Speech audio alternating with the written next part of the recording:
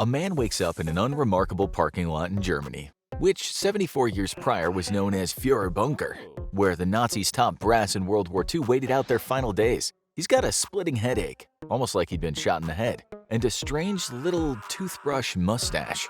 The year is 2022 and Adolf Hitler has just come back to life. We can say for certain after his headache fades away, the next thing he'll feel is utter confusion. The world in 2022 looks incredibly different than it did in 1945 in pretty much every conceivable way. The fashions have changed, social attitudes have evolved, there's been another global pandemic, and technology has advanced dramatically. So before he could react to anything specific to his own personal views, he'd probably be pretty overwhelmed by the appearance of electric cars, flat-screen TVs, and smartphones. It would take quite some time for him to get used to the fact that most people have tiny computers in their pocket that function as phones and an access point to the entire knowledge of our species. Once he recovered from the shock of absorbing all the technological changes of the last 7 decades or so, Hitler would be pretty upset with just about everything he saw and learned about the state of the country he used to run. At the end of World War II, his last glimpse at Germany, the country was in ruins. Its ports and railroads had been decimated by bombs, the population had been wiped out by war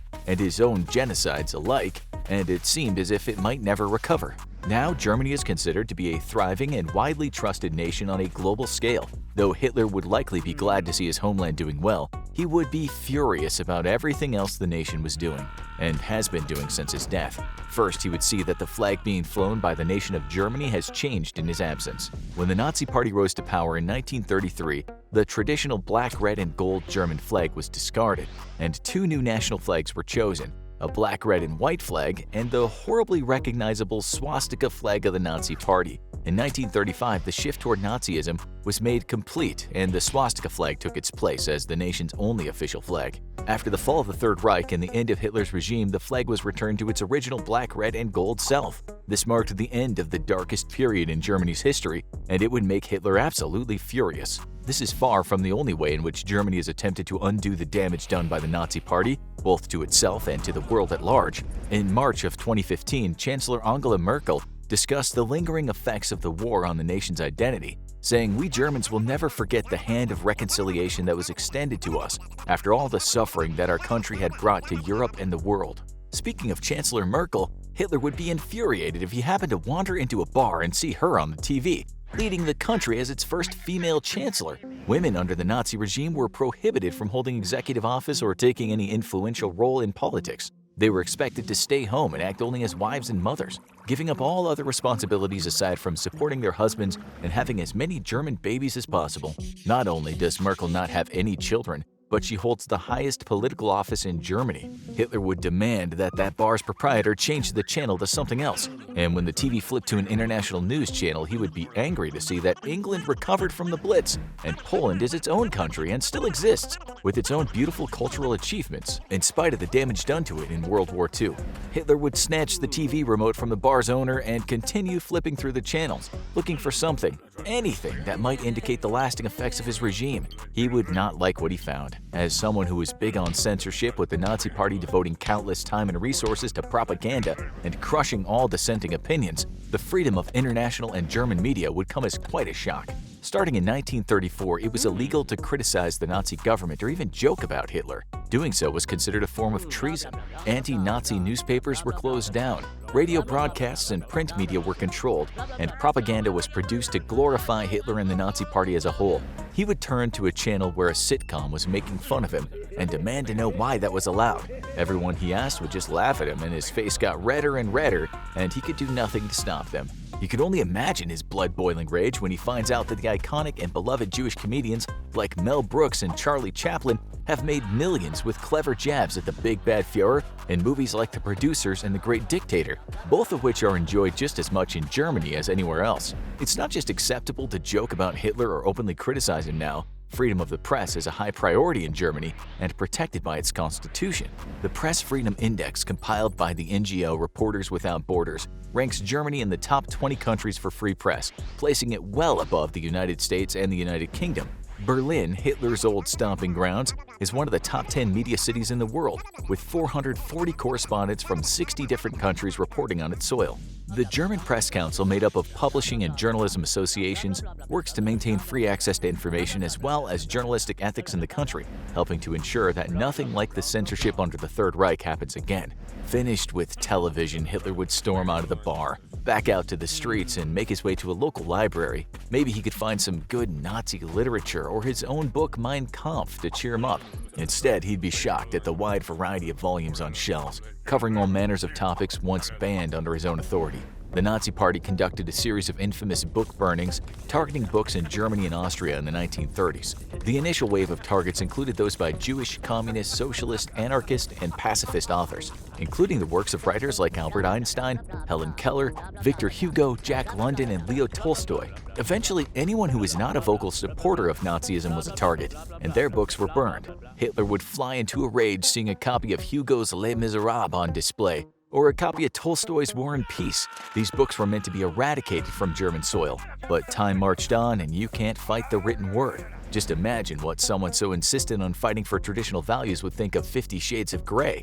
But he wouldn't stay focused on the fiction section long, because there's been progress in Germany far more notable and more upsetting to Hitler than the inclusion of classic literature and political theory in its libraries. One particularly tragic target of Nazi book burnings was the Institute for Sexual Science, founded in 1919 by Magnus Hirschfeld. The institute conducted research into human gender and sexuality, covering a wide variety of topics from health and safety to public sex education. It was especially notable for its, at the time, groundbreaking studies of individuals and the gay community. It also acted as the home of the Scientific Humanitarian Committee and the World League for Sexual Reform. Tragically and predictably, the Nazi Party was not fond of Hirschfeld or his institute, declaring it offensive and targeting him for his Jewish identity. Nazis overtook the institute in 1933, where they burned the contents of the library as Hirschfeld was exiled in France. The buildings were destroyed completely by a bombing in 1943, and countless volumes of research and progress were lost forever. Today, however, things are quite different. Germany prioritizes sex education, which was made mandatory in 1992. Gay rights have also come a long way since the time of World War II and the loss of the Institute for Sexual Science. Today, there's no censorship of gay people in German media. Discrimination for employment or housing access on the basis of sexual orientation is illegal. Conversion therapy is banned, and same-sex marriage has been legal since 2017. Germany is a more diverse place than it was when Hitler was in power, in spite of all his efforts and the efforts of those like him. Of the 82 million people living in Germany, over 19 million of them come from an immigrant background. 9.6 million people are living with a disability. There are hundreds of different religious communities, and the nation's constitution guarantees freedom of faith and the right to practice one's religion. Running down the street, increasingly upset and desperate to get away, Hitler would find himself surrounded by all of the people he once tried to erase from Germany altogether, walking around him and just going about their lives, happy, while he grows more and more miserable. Out of breath, he'd stop and look around him at the city of Berlin. When he last saw it, it was a city in ruins, destroyed by the ravages of war. The Brandenburg Gate, once crumbling to pieces, stands fully restored. The Reichstag looks new, now the seat of German parliament, and a place for tourists to pose for pictures. Some spots, however, have been left as they were. The Kaiser Wilhelm Memorial Church, damaged during a bombing in 1943, was deliberately left alone after the war. Throughout the city, the old and the new, there are memorial sites and informational panels commemorating the horrors of the Holocaust and pointing out the buildings that were once occupied by the Third Reich. The city has been rebuilt, but its history will never be forgotten. He might start screaming and ranting, as he was known to do, yelling about the horrors and evils of racial diversity, of sexual liberation, of gender equality, of free speech, understanding, and tolerance. In his mind, he'd be the last man standing up for what he believes in. To anyone else, he just looked like some mad old fool in a tasteless costume.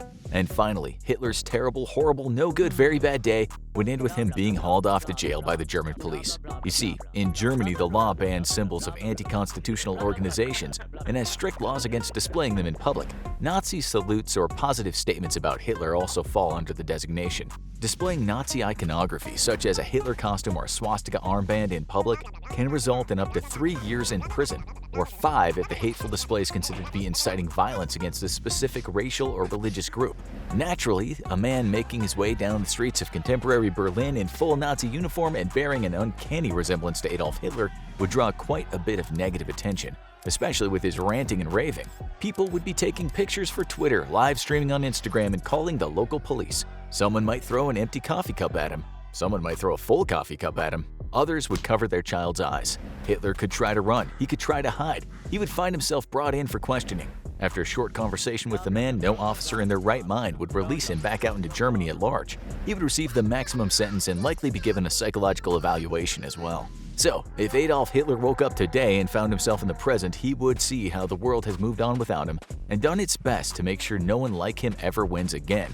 And he'd end the day the same way he ended the war, terrified, defeated, and locked away. And let's be honest, there's no way he's getting out for good behavior. Adolf Hitler sits in his Berlin bunker, shaking uncontrollably in fear. From the other side of the reinforced door, he hears the screams of his soldiers as they're gunned down by the bloodthirsty Soviet forces that have taken over the city. There is no way out, and he's unable to take his own life as his cyanide capsules and firearm were mistakenly left in the main room of the bunker when he was rushed into the safe room. Hitler notices that the battle beyond the reinforced steel hatch has gone eerily quiet. He puts his ear up to the cool metal and listens. He can just make out a series of voices that appear to be speaking Russian. As he listens more closely, he hears a ticking sound. It's as if there's a clock ticking down to something on the other side of the door. His eyes open wide. He dives to the far side of the room and seeks cover. A moment later, there's an explosion. The door lets out a groan as it falls to the floor with a thud. The dust and smoke settle. Dozens of armed Soviet soldiers enter the chamber. They find Adolf Hitler cowering on the floor in the fetal position. They have successfully captured the monster who's caused so much pain and death across the world. The question is, what to do with him now? There are 3 different scenarios that might have unfolded if Hitler was captured during World War II, based on when this event occurred. It's important to note that there is no way of actually knowing what would happen if the Allies had captured Hitler, but based on historical documents and statements by the leaders at the time, we can make some educated guesses. Scenario 1. What if Hitler was captured by Allied forces toward the end of World War II? Adolf Hitler is now in the hands of the Soviet forces. Over the past several months, they've fought a brutal campaign to push Nazi forces out of their homeland and have now taken the fight to Germany. They ravished the countryside as they slowly made their way to Berlin. Entire towns were burnt to the ground. Naval facilities were pillaged and airfields were confiscated. But it is the stories of what the Red Army does to German citizens and Nazi sympathizers that instills fear in the region. After the siege of their homeland, the Soviets are taking no prisoners, and torture is a common occurrence. As this was happening, Hitler couldn't believe what his generals were telling him. His forces were being defeated on all fronts. Seems there was no longer any hope of turning the war around, but he ordered his men to continue fighting anyway. He would rather sacrifice every Aryan in Germany than willingly surrender to Allied forces. From his bunker, Hitler worked with his advisors to find a way out of their predicament, but as the Soviets crashed through their defenses, Hitler considered Plan B, taking his own life. Due to a series of unfortunate circumstances, Adolf Hitler is now in the hands of the Red Army soldiers. He's dragged from the bunker and greeted by thousands of cheering Soviets. They hurl curses at the monster who started World War II, as his actions led to the deaths of millions. Soldiers spit on the former Führer as he walks by. These men have seen the worst of the worst and now they want revenge. As Nazi forces pushed into the Soviet Union in June 1941, they committed countless atrocities. The Soviets fought back but lost more men than any other country during World War II. Soviet lands were soaked with blood, and its soldiers hate Adolf Hitler with a fiery passion. The leader of the Nazis is marched to an open square where he's forced to his knees. The Soviet men sing the songs of their nation as they look on at the scene unfolding before them. Joseph Stalin gave clear instructions to his men that if they captured Hitler, he was to be sent back to Moscow to be tried for his crimes. But this is not what happens. Filled with rage, the soldiers can't control themselves. Adolf Hitler begs for mercy in the city square as Soviet voices echo off the rubble and crumbling buildings that surround them. One of the soldiers who pulled Hitler out of the bunker steps out of the masses and silently walks up to him. He looks Adolf Hitler in the eyes and then says something in broken German. "This is for my fallen comrades," the Soviet soldier says. He pulls his pistol from the side holster, pulls the hammer back, and shoots Adolf Hitler in the head, instantly killing him. There's a roar of approval from the crowd. They will all be reprimanded by Stalin, but the soldiers will stand together in what they did. The demon that was Adolf Hitler was too dangerous to be kept alive, and deserved what he got. Other members of the Red Army walk up to Hitler's body and fire a round into it. By the end of the day, there is very little left to recover and dispose of. There's a chance in this scenario that the Soviet soldiers would have brought Hitler to their commanding officers, who might have been able to show a little more restraint. In this case, Adolf Hitler's placed in restraints and hidden on board a transport bound for the Soviet Union. His location is kept a secret as the Soviets don't want the Nazi forces trying to rescue their leader. Once in Moscow, Hitler is brought before Joseph Stalin, who looks upon him with contempt. The German Führer is thrown into a heavily guarded jail cell to await trial for his war crimes. Now that he's safely secured in prison, footage of his capture and incarceration is sent out to news companies across the world. Every paper is given images taken by Soviet photographers, and every media outlet in the world now has video footage of the daring capture and extraction of the Nazi barbarian. These films are broadcast worldwide, so everyone on the planet can watch the capture of Adolf Hitler. Weeks later, Hitler is marched through Moscow as the Soviet people shout insults and throw rotten food at him. He's led past Lenin's tomb and into the Kremlin, where he will stand trial. The war has now reached its end as Nazi Germany crumbled without leadership of their Führer. Once he was captured, other Nazi leaders began to surrender, as it was now clear the war had been lost.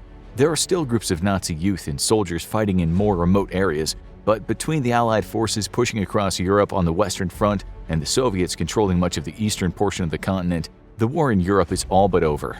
Allied leaders meet during this time to decide exactly what to do with Adolf Hitler. It's decided that he must stand trial, but his fate has already been sealed. The trial lasts for months as witness after witness is called to the stand to testify against the Nazi war criminal. He's held personally responsible for the mass genocide of the Jewish people, along with countless other crimes against humanity. At the conclusion of the trial, Hitler is found guilty. He's placed in chains and led to the Red Square, where millions of people watch him walk up the gallows. Hitler ascends the steps to the noose that slowly sways back and forth in the frigid Russian air. The rope is placed around his neck. Stalin says a few words and the trapdoor is released. Hitler struggles against the tightened rope, but he doesn't last very long. After a couple minutes, his body stops twitching and the war criminal's lifeless corpse sways from side to side. As the Russian people cheer so loudly, their voices can be heard from miles away. Before we explore this next scenario, which is much more terrifying, we want to examine one other alternate scenario that might have played out if Hitler was captured at the end of World War II. This is not for the faint of heart, as it may give you nightmares. Hitler is captured by the Soviets and stands trial in Moscow. This is unfortunately giving him a chance to defend himself and a platform to spread his venomous hate of the Jewish people. As he explains what he did and why he did it, he appeals to some of the Russian people. He uses the trial not to try to defend what he did, but to justify it. Many don't give his words any credence, however his rhetoric speaks to a small number of Russian nationalists. In fact, even though Adolf Hitler is the reason so many of their fellow countrymen died, they now need someone new to blame for the state of their nation and to fight against. These extremists listen to Hitler's message and become even more radicalized. They band together with the Russian Liberation Army and start a larger Nazi movement in the Soviet Union. Allied leaders were always afraid that giving Hitler a platform to speak and defend himself was a mistake, but they never thought it could go this far. Uprisings begin forming across the Soviet Union. The country falls into chaos. In the turmoil that's unfolding, Adolf Hitler is broken out of prison by extremists. He's smuggled out of the country and joins other Nazi war criminals who've escaped Allied forces and now reside in South America. A new Nazi nation is secretly being built on the continent. With their leader freed from capture, the Nazis begin building a new army in the heart of South America. Hitler's time in captivity has only made him crazier and more bloodthirsty. He writes a sequel to Mein Kampf about his time in the Soviet prison. From it comes a new agenda. Adolf Hitler no longer wants to wage a racial war in just Europe, but across the entire world. He will crush every democratic and communist country on the planet. No one will be spared except for his Nazi brethren. Adolf Hitler calls on all of his old and new allies to join him in South America. From there, he launches a savage campaign into North America, and World War III begins. This is an extreme scenario, but one that might have come out of a very real fear that many Allied leaders had about giving Hitler a chance to defend himself at trial. Scenario 2. What if Hitler was captured by Allied forces in the middle of World War II? A small group of elite Allied soldiers hides in the dense trees of a German forest. The sound of an engine can be heard in the distance. The Allies received intel that Adolf Hitler would be traveling the secluded road today with only a small entourage of guards. The team was airdropped the previous night and is now waiting to ambush the jeep holding the Führer.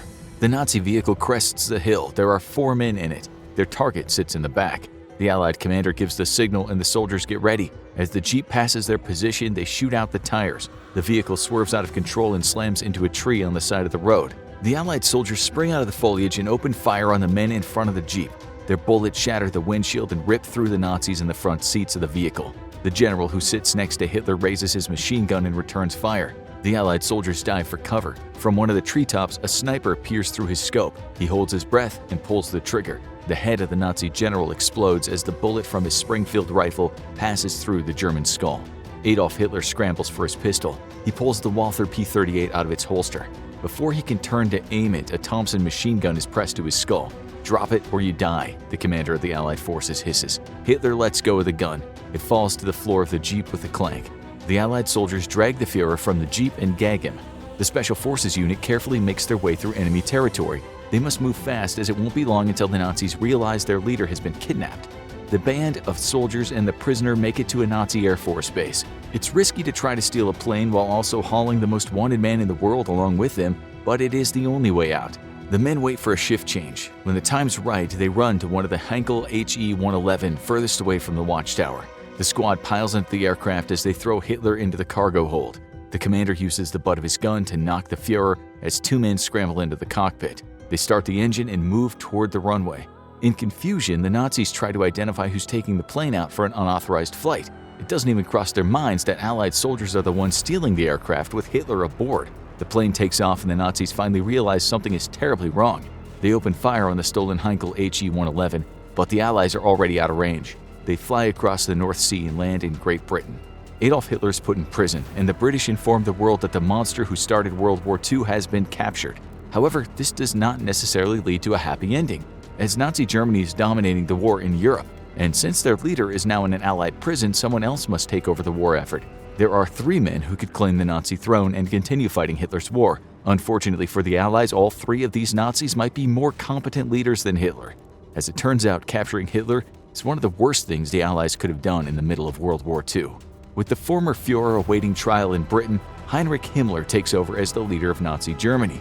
Himmler already had control over the Schutzstaffel and Gestapo, but now he controls every aspect of the Nazi military. He quickly begins to undo certain missteps that Hitler had taken while he was Führer. Himmler consolidates the Nazi military and reinforces the Eastern Front. Hitler had planned to invade the Soviet Union, but Himmler and many other military leaders see this as a mistake.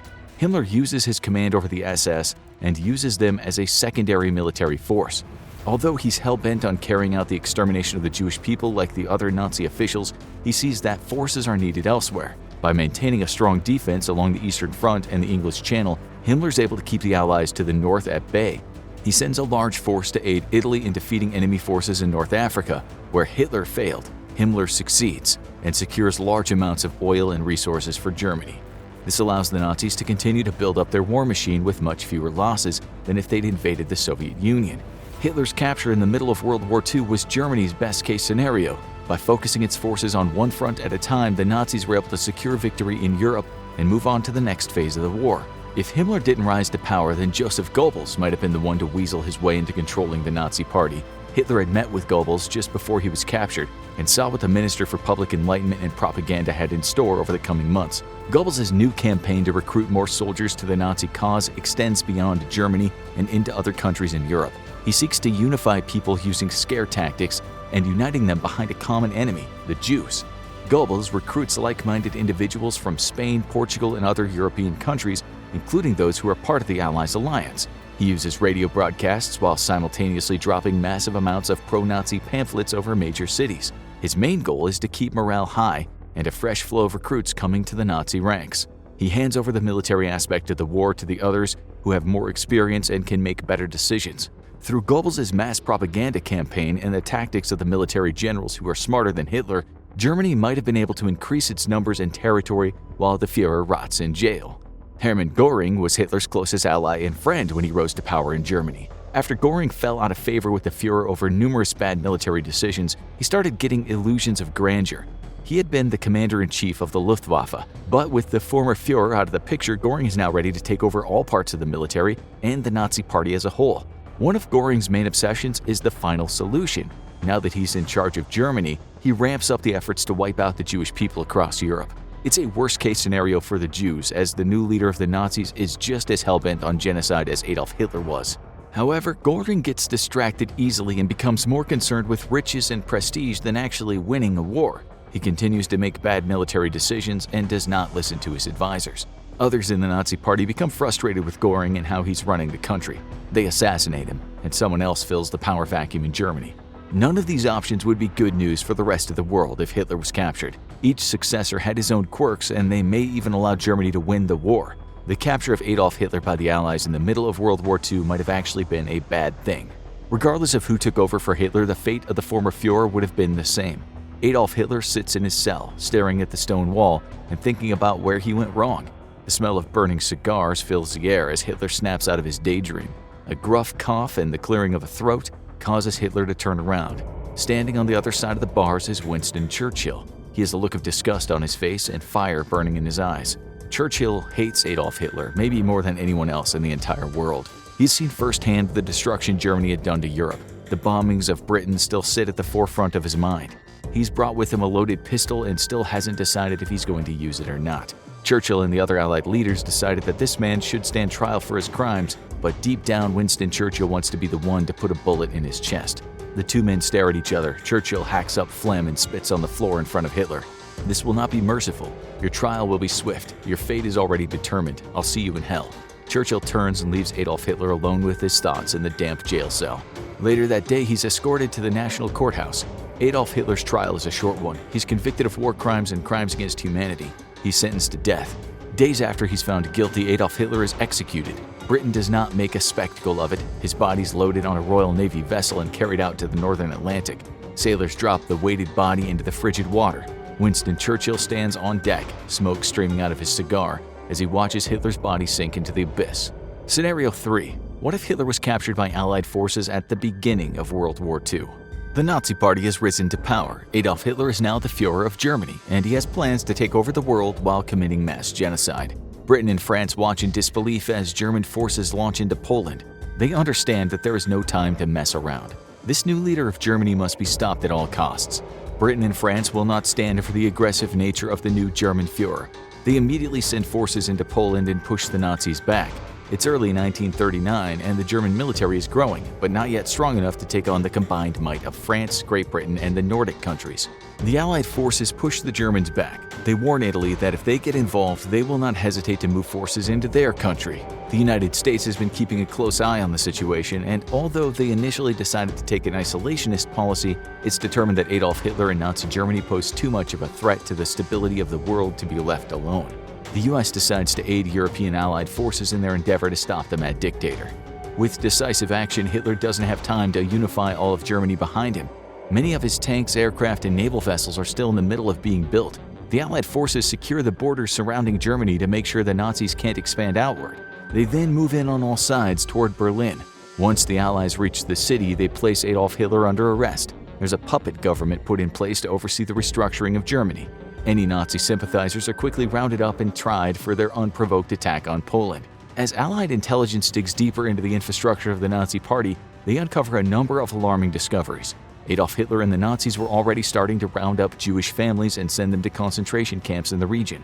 The Allies can't believe what the Nazis had planned. They immediately begin trying Hitler and others in the Nazi Party for crimes against humanity and sentencing them one by one. Originally, the plan had been to exile the Nazi leadership to a remote island where they could hurt no one but themselves. This would have been similar to how Napoleon was dealt with.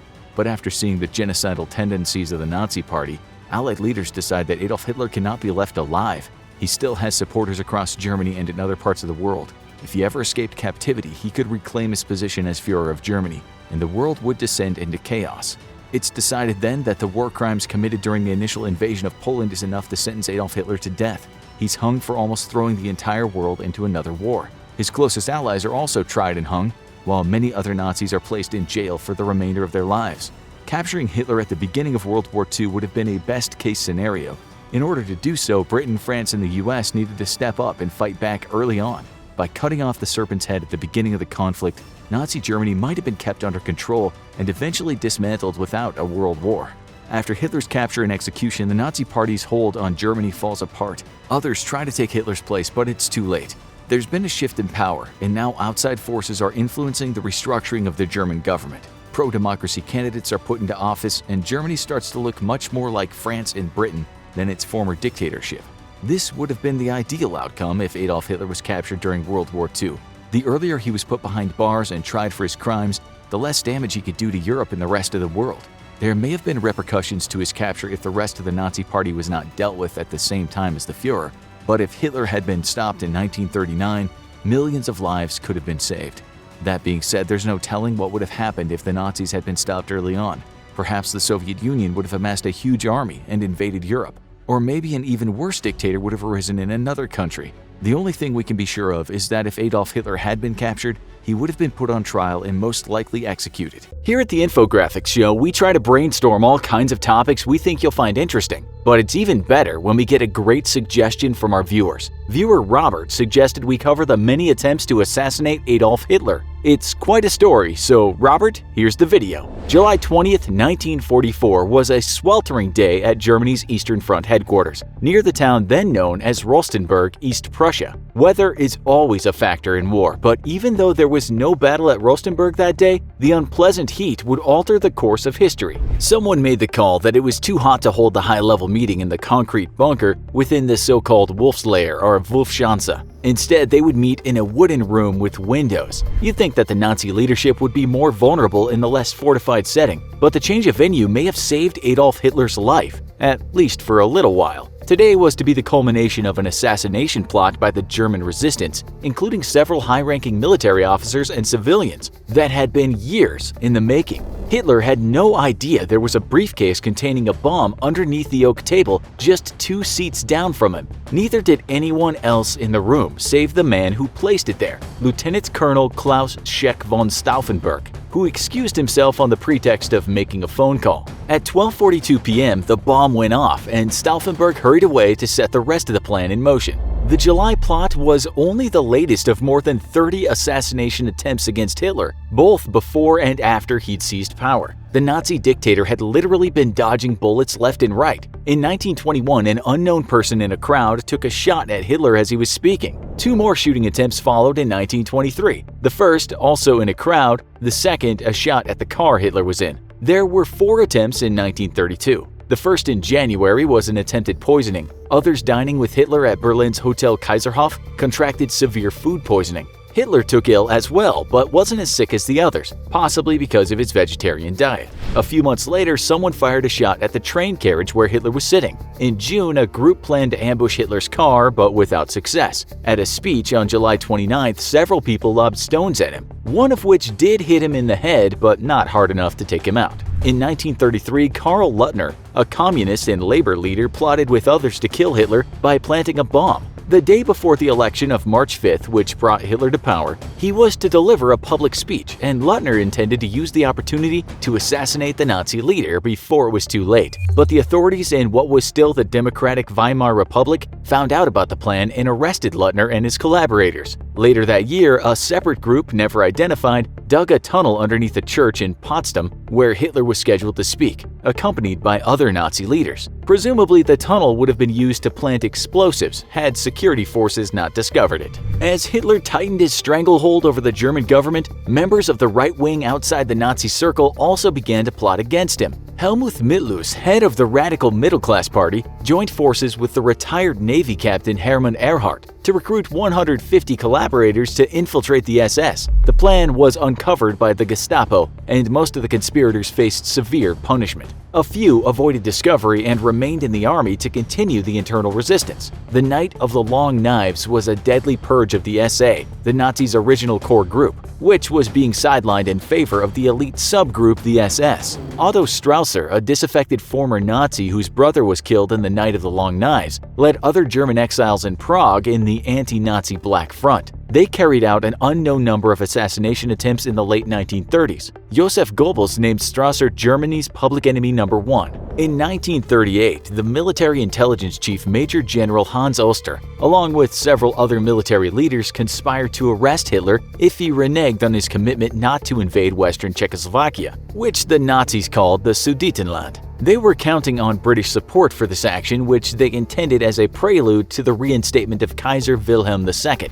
But when British Prime Minister Neville Chamberlain acceded to Hitler's annexation of the Sudetenland, the conspirators lost their opportunity. And instead of coming across as an illegal warmonger, Hitler gained popular support in the German public. Members of the Oster plot would also continue as part of a secret resistance. Also in 1938, Maurice Bavaud, a Swiss national who held the bizarre belief that killing the Führer would also somehow bring down the Soviet government and restore Russia's Romanov dynasty, launched a one-man operation. He planned to gun down the dictator at a party in Munich celebrating the anniversary of the Beer Hall Putsch. the Nazis' failed attempt to seize power in 1923, but he couldn't get a clear shot, and since he didn't want anyone else to die, he didn't fire. Bavout then traveled to Berchtesgaden, where he hoped that forged documents might get him closer to his target. He learned that Hitler was still in Munich, so Bavout tried to make his way back by train. He was arrested and confessed under interrogation by the Gestapo. Like several other would-be assassins, Bavout was executed by guillotine. The following year, the carpenter George Elser skillfully hid a bomb inside a wooden pillar ahead of time for the Beer Hall Putsch anniversary, and set it to go off at the customary time of the observance. But Hitler rushed for time, started and ended early, and was gone by the time the bomb exploded. Elser was caught, but the Gestapo kept him alive until almost the end of the war, believing that he must have been part of a conspiracy. If so, he didn't talk. Over time, the number of upper-level military leaders in the Wehrmacht with grievances against the Führer grew. Henning von Treschkow, part of the leadership in the German campaign against Russia, became the ringleader for Project Valkyrie, an elaborate plan to replace all of the Nazi leadership loyal to Hitler upon completion of an assassination. Following the fall of Stalingrad, Hitler paid a visit to the site in western Russia. Coup plotters considered simply shooting him while he was there, but that action was called off, in part because Himmler wasn't present. But there was a second strike in motion that went ahead. Treschkow asked Lieutenant Colonel Heinz Brandt, who would be flying with Hitler back to the headquarters in East Prussia, if he'd deliver a bottle of liqueur to a colleague. Brandt put the bottle in his luggage, unaware that it was a disguised bomb, which was timed to explode when the plane was over Minsk. But the bomb malfunctioned in the cold cargo hold. Learning that the plane had landed intact, Treschkow dispatched an aide to retrieve the bomb before it could be found out. In another attempt, Hitler, along with Himmler and Hermann Göring, commander of the Luftwaffe, were reviewing new winter uniforms. The handsome officer, Axel von den Busche, who was to serve as model, volunteered for the suicide mission to wear a bomb under the overcoat, but the planned meeting was delayed. The conspirators continued seeking a chance to kill all three leaders at a stroke. In the end, Stauffenberg was the only conspirator who could get close enough to the increasingly wary Führer, who by now had decided it was a good idea to wear a bulletproof vest. A veteran of both the African and Russian campaigns, Stauffenberg had lost a hand and an eye in battle. He was to carry out the assassination, but many others now were involved in another key aspect of the plan, which required a military coup by the German Reserve Army. The co-plotters in Berlin would use the assassination as a false flag operation, accusing the Nazi leadership of taking out Hitler themselves, providing a pretext for the overthrow, after which they would sue for peace and restore civilian government and the rule of law. But first, they had to kill the man who had led Germany down the ruinous path of war. Friedrich Fromm, the Reserve Army's commander-in-chief, had agreed to turn a blind eye to the actions of the conspirators, but he appointed Stauffenberg as his chief of staff, enabling close access to Hitler during meetings, without understanding the new subordinates' intentions. Stauffenberg was to carry a British-built briefcase bomb to the meeting at the Wolf's Lair. It was equipped with 2 explosive devices. After arriving at the fortress, Stauffenberg ducked away, saying he needed to change his shirt, but interruptions prevented him from arming both devices. He went ahead with the single bomb, though. The physics of a wooden porous room would make for a less deadly blast than the one that was sealed in concrete, so Stauffenberg made sure to sit as close to Hitler as he could, just 1 seat over. But this wasn't to be a suicide mission. After placing the briefcase under the table as close as he could manage, Stauffenberg slipped out, but once the spot at the table was empty, a colonel came to fill it, wanting a closer look at the maps being reviewed. Unknowingly, he kicked the briefcase behind a table leg.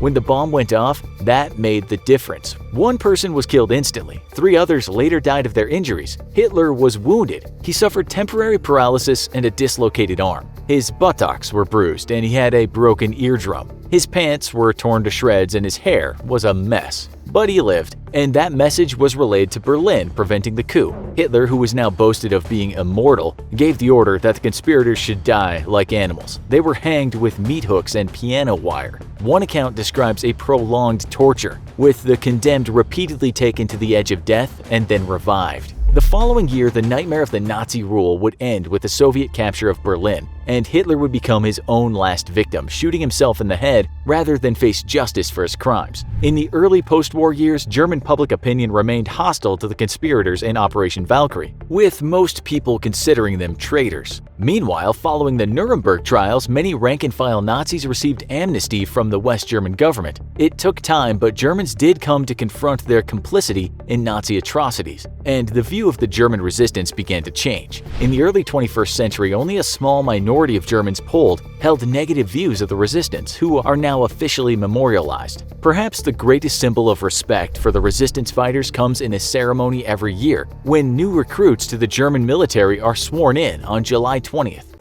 It's summer 1943, and the Allied forces have moved to secure the Mediterranean from the Axis powers once and for all. This means one thing: neutralizing Italy, a staunch German ally led by the fascist dictator Benito Mussolini, sweeping away the Italian navy, which performed atrociously against Allied forces. Allied soldiers at last begin to make landfall on Sicily. From captured airfields, American and British bombers could now reach Rome, and an intense bombing campaign begins against Italy's capital. The intent is not so much to damage Italian industry and its warfighting ability, but rather to capitalize on the low morale of Italian troops and citizens and force them to overthrow Mussolini, thus suing for peace with the Allies. Throughout the war, aside from a few notable exceptions in Africa, Italian forces performed extremely poorly, and soon Hitler was sending experienced officers to supervise his allies' military. The Germans saw it as a babysitting assignment, and the Italians were simply sick of war. They'd been lied to after all. Mussolini had promised to turn the Mediterranean into a giant Italian lake, and now the Allies were on Italian territory. The time was ripe for revolution, and shortly after the beginning of the bombing campaign, the Italian government ousted Mussolini, imprisoning him on a mountaintop ski resort, a secure prison for one of the world's most dangerous men. This was a disaster for Hitler, but he had one ace up his sleeve: a single man, Otto Skorzeny, possibly the most dangerous man of World War II. Skorzeny had made a name for himself as a firebrand Nazi and devout fascist, quickly climbing the ranks of the German military. Skorzeny's first ambition had been to become a pilot, and shortly after the invasion of Poland he had volunteered for the Luftwaffe, but was denied for being too tall. At 6 foot 4 inches, Otto was a formidable man indeed, and when his imposing bulk prevented him from becoming a pilot, he joined Adolf Hitler's personal bodyguard regiment instead. As Hitler launched his invasion of the Soviet Union, Skorzeny was back on the front lines, fighting with elite SS units. As the Nazis pushed closer to Moscow, Skorzeny received orders from Hitler himself.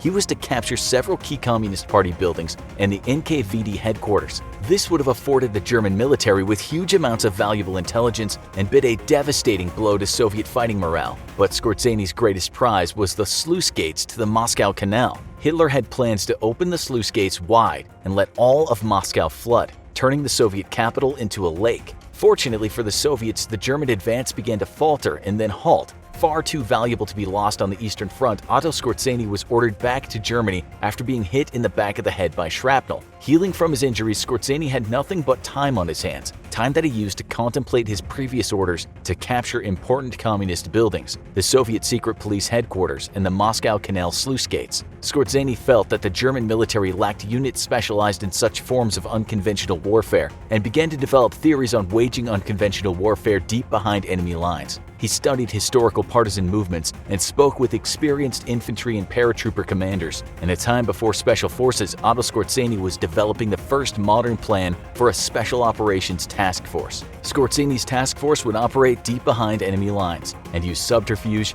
espionage, and intelligence rather than brute force to achieve its objectives. By Skorzeny's accounting, a small team of specialized commandos could easily accomplish more than an entire company of infantry could. He was only too right, as British commandos were already training and preparing for deployment behind enemy lines on mainland Europe. The powers that be were slow to listen to Skorzeny, however, at least until British commandos began raiding behind enemy lines in Europe to devastating success. To even his staunchest critics, Skorzeny was quickly proved right. A small team of elite soldiers could in fact accomplish far more than entire companies of infantry could. Skorzeny's name was quickly put forward to command Nazi Germany's first true special operations training schools, and soon he was made commander of the Waffen-Sonderverband ZBV Friedenthal Special Forces Unit. Germany may not have been short on syllables, but they were short on allies, and one of Skorzeny's unit's first missions was to parachute behind enemy lines in Iran and contact local tribes. It was hoped that tribal members in Iran could be incited to attack Allied supply lines to the Soviet Union, which despite its massive manpower was almost completely reliant on American supplies for its war effort. Luckily for the Soviets, the effort was deemed unsuccessful when most of the tribes contacted refused to take part in raids. Skorzeny's next efforts, however, would be much more fruitful for Nazi Germany. After Mussolini's ousting from power by the Italian Grand Council of Fascism, Hitler knew that the Italian king would declare an armistice with the Allies. This would be a major setback for the German war effort, as Italy had forced considerable resources to be dedicated to the Mediterranean by the Allies. It also threatened his links to oil supply routes in the Middle East, and would give Allied aircraft access to Germany's southern flank if Italy allowed Allied warplanes to be stationed on its territory. Thankfully, the mighty Alps made an overland invasion of Germany from Italy all but impossible, but still Mussolini had to be restored to power, and there was only one man who could get the job done. Locating Mussolini was not easy, as the Italians feared that the Germans would doubtlessly launch a rescue. Hesitant to simply hand him over to the Allies as no armistice had been declared yet, the Italian government had hoped to use Mussolini as a bargaining chip as it sued for peace. To keep the German rescue effort at bay, the Italians moved Mussolini from location to location, making him difficult to track. For weeks, Skorzeny and some of his most trusted men worked the streets of major Italian cities, gathering intelligence and intercepting radio messages. Skorzeny made free use of counterfeit British pounds, created in yet another unconventional Nazi war plan to defeat the Allies, to bribe Italian officials, and recruit double agents and informants. At last, Mussolini was located, and a rescue plan could be put into effect. But rescuing Mussolini would be one of the riskiest operations of World War II. Fully aware of a plot to rescue their fascist dictator, the Italians had taken great precautions with the imprisonment of Mussolini. They moved the dictator to a mountaintop ski resort high in the Apennine Mountains, which could only be accessed by a cable car.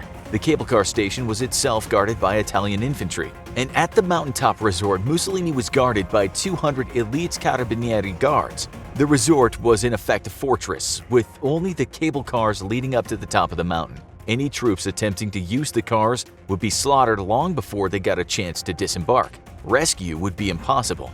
But the Italians never counted on the borderline insane daring of Otto Skorzeny. Realizing that the only possible way to get to Mussolini would be to avoid the rail cars altogether, Skorzeny consulted with some of the best Luftwaffe pilots, and he had one question for them. Could a glider be landed on the grounds of the ski resort despite the treacherous mountain air currents? Most agreed that technically, yes, it should be possible, but the risk was insane. Unpowered gliders would be completely at the mercy of tumultuous mountain wind currents, and landing room on top of the mountain was already extremely limited. Even if gliders made it safely, it would be a miracle if they stopped in time before tumbling off the edge of the mountain. On the 12th of September 1943, the weather was at last suitable for the attempted rescue, and Otto Skorzeny and his men loaded up onto 10 gliders. Each glider carried a single pilot and 9 soldiers, bringing a total of 90 elite SS troopers to face off against 200 heavily armed Italian Carabinieri. But Skorzeny had a trump card to play in this gambit. Flying alongside him was General Fernando Soletti, head of the Polizia dell'Africa Italiana, and a respected officer. Skorzeny gambled that if caught unawares in a surprise attack and with the presence of a respected Italian officer, the Carabinieri would stand down. He'd soon find out. As the gliders lifted into the air, 2 companies of German paratroopers launched an attack on the forces holding the cable car station at the base of the mountain. The fighting was fierce, but the Italians were quickly overwhelmed by the far more experienced and capable German troops. Still, not a single German would live to reach the top of the mountain unless Skorzeny was successful, and so the troops held their position to prevent Mussolini being moved via the cable cars. The mountain currents made flying treacherous, more so for the unpowered gliders. The bombers towing the first 3 gliders decided that they needed to gain more altitude before releasing the gliders, and thus began long, slow, looping turns to gain altitude. This would threaten the delicate timeline that the operation needed for success, however, and Skorzeny ordered the rest of the planes to continue, regardless of the risk to the gliders. If Skorzeny could not take and evacuate Mussolini quickly, then more Italian forces would soon be on their way. Released from their 2 hooks, the gliders shuddered in the tumultuous winds of the Italian mountains. The pilots, among some of the best in Nazi Germany, fought the controls to keep the gliders stable and on course. Incredibly, one by one, the German gliders made the almost impossible landing on the tiny tabletop shelf of land at the top of the mountain. Although one of the last to arrive crashed, severely injuring many of its occupants. Leaping from the gliders, though, the bulk of Scorzani's force was soon running toward the hotel. Scorzani had given his men a strict order. Not a single one of them was to open fire unless Scorzani opened fire first. If Scorzani was injured or died, then one of his officers would be the first to open fire. It was critical that the assault force capture Mussolini without having to fight the 200-strong Italian defenders. With General Fernando Soletti ordering the guards to stand down, the Italians laid down their arms and allowed Mussolini to be taken. In less than an hour, one of the riskiest operations of World War II had succeeded without a single shot being fired. Scorzani would be an overnight hero to Nazi Germany and earn his place in the Special Forces Hall of Fame if he survived the final phase of the plan to rescue Mussolini, the escape. German forces would be unable to provide security for Mussolini if they tried to bring him down the mountain and move him by land. Therefore, a small plane was ordered to make the incredible risky landing atop the mountain. This would be Mussolini's ticket off the mountain. But there was a problem. The small plane only had enough power and room for its pilot and one other passenger, and Scorzani refused to leave Mussolini out of his sight. The pilot argued with Scorzani, telling him that there was little chance that the plane could hit the required speed for liftoff if it were carrying the weight of the three men. Scorzani refused to budge. Mussolini was his personal responsibility, and he would be the one to see him brought before the Führer himself. Then Scorzani pointed out the obvious. If the airplane required velocity to generate lift and the takeoff area was too short, then it would simply have to gain speed by falling off the side of the mountain. Scorzani climbed aboard the tiny plane alongside Mussolini and, under the threat of being shot, ordered the pilot to take off. The tiny plane sputtered to life and began to roll toward the edge of the mountain, slowly picking up speed. As the precipice loomed before them, the pilot's worst fears were realized. The plane could not take off overburdened as it was. The wheels soon left the ground as the plane pitched over the mountainside. By some miracle, however, the plane shuddered its way back to horizontal after a brief dive. Against all odds, Scorzani had pulled off one of the most daring rescue operations in history. Otto Scorzani would go on to achieve great success during the waning days of World War II, cementing his place as one of Nazi Germany's most dangerous soldiers. The man became an international special forces legend, and most of his training and operational methods would go on to influence or be outright adopted by special forces programs around the world. Perhaps most surprising of all, however, would be Scorzani's eventual role as a Mossad agent working for the Israeli secret organization and helping bring Nazi war criminals to justice. It's September 18, 1931. Adolf Hitler has not quite turned into the beast he'll become known as, but the man sure does have a temper. He's at his Munich apartment, screaming and shouting, spit flying out of his mouth. The object of his fury is his half-niece, Gaily Raubel. Some people say this girl would be the only love of his life, but on this day, the two are engaged in a tempestuous clash. Is it because he is the father she never really had, or he just loves her dearly, so he doesn't want her to leave? Or is she pregnant with his child, an embarrassment to Adolf and the Nazi Party? Is he just out of his mind on a cocktail of hard drugs, or is she the one who's deranged? This is still a mystery, but what isn't a mystery is that soon after this argument occurred, Gaily was found with a bullet in her dead body, with her uncle Adolf's smoking gun at her side. That's right, and many people thought that Hitler had fired that gun. The story became one of the biggest scandals in Germany during the period. There's just so much people don't know about Mr. Adolf Hitler. That's why today we're going to take a look at his life and try to figure out why he was the way he was. This show is not so much about Hitler as we know him, the man who waged war on the world, but the man himself. That's why we'll call him Adolf today. We'll come back to the question of if he murdered his niece a bit later, but first let's have a look at that little bundle of joy that was Adolf as a kid. He was born on April 20th, 1889, which made him a Taurus. Okay, so we know most of you don't believe in that kind of thing, but there's no doubt that Adolf was the proverbial bull in a china shop. He smashed up half of Europe. He was born in what is present-day Austria to his father Aloy and his mother Clara. You'll hear many unusual things today, including that Clara was Aloy's third wife and that also his second cousin. She became part of his household at the age of 16, but first as a maid. At that time, Aloy was still married to his second wife. Clara left the household but came back when Aloy's second wife died. She helped Aloy bring up the children and then got pregnant with him. As this was sketchy business back then, they had to go to the church and ask for permission to marry. What's also strange is that she still called him uncle when she was intimate with him. As you'll see later in the show, in relation to Adolf, we can invoke the expression, "the apple didn't fall far from the tree." The two were married in January 1885. Adolf was their fourth child. Clara absolutely loved him. He was a mama's boy, no doubt, which shaped the man he would become. There's also been some speculation that Adolf was beaten by his father and shielded by his mother. But historians aren't too sure just how physical Aloy got with Adolf. Still, it's said that Aloy was domineering, aggressive, and sometimes cruel. The family at least wasn't too badly off since Aloy earned decent money as a customs official.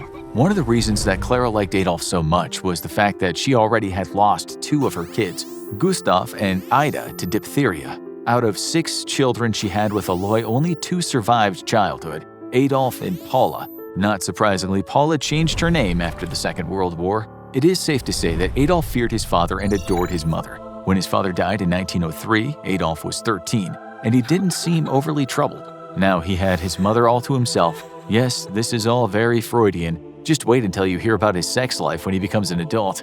Freud would have had a field day. Adolf was always a sickly child, so soon after his father's death, Clara pulled him out of school and told him he could concentrate on his newfound love, art. He loved sketching, playing piano, and was keen on other creative pursuits. This is why she was supportive when he told her he wanted to go to Vienna and try to become a paid artist. Off he went, and oh boy, did he struggle to make it. At times, he barely had enough money to feed himself. Vienna was a nightmare. In 1906, Clara discovered a lump in her breast, and so she went to the family doctor. It wasn't good news. She had breast cancer. But it seemed the doctor didn't tell her at first. It was Adolf that eventually told her what was wrong. This devastated him. Clara underwent a mastectomy soon after, but the cancer metastasized. The Hitlers were informed that Clara was not long for this world. Adolf returned from Vienna and became her caretaker. He watched her suffer in pain as she was treated with an experimental type of chemotherapy. This was almost impossible for him to watch. Her throat became seriously swollen, making it difficult for her to eat or speak. This period in Adolf's life would seep into the very marrow of his bones. Clara died on December 21, 1907. Adolf was more than sad. He was stricken with grief to the point of delirium. The family doctor said some years later, "In all my career, I have never seen anyone so prostrate with grief as Adolf Hitler." This doctor was actually Jewish, so when Adolf was killing Jewish people in the millions, he allowed the doctor to emigrate from Austria to the USA. This was his way of saying thanks for trying. We should say it's not certain if it was Adolf that helped the doctor get away, but that is the theory.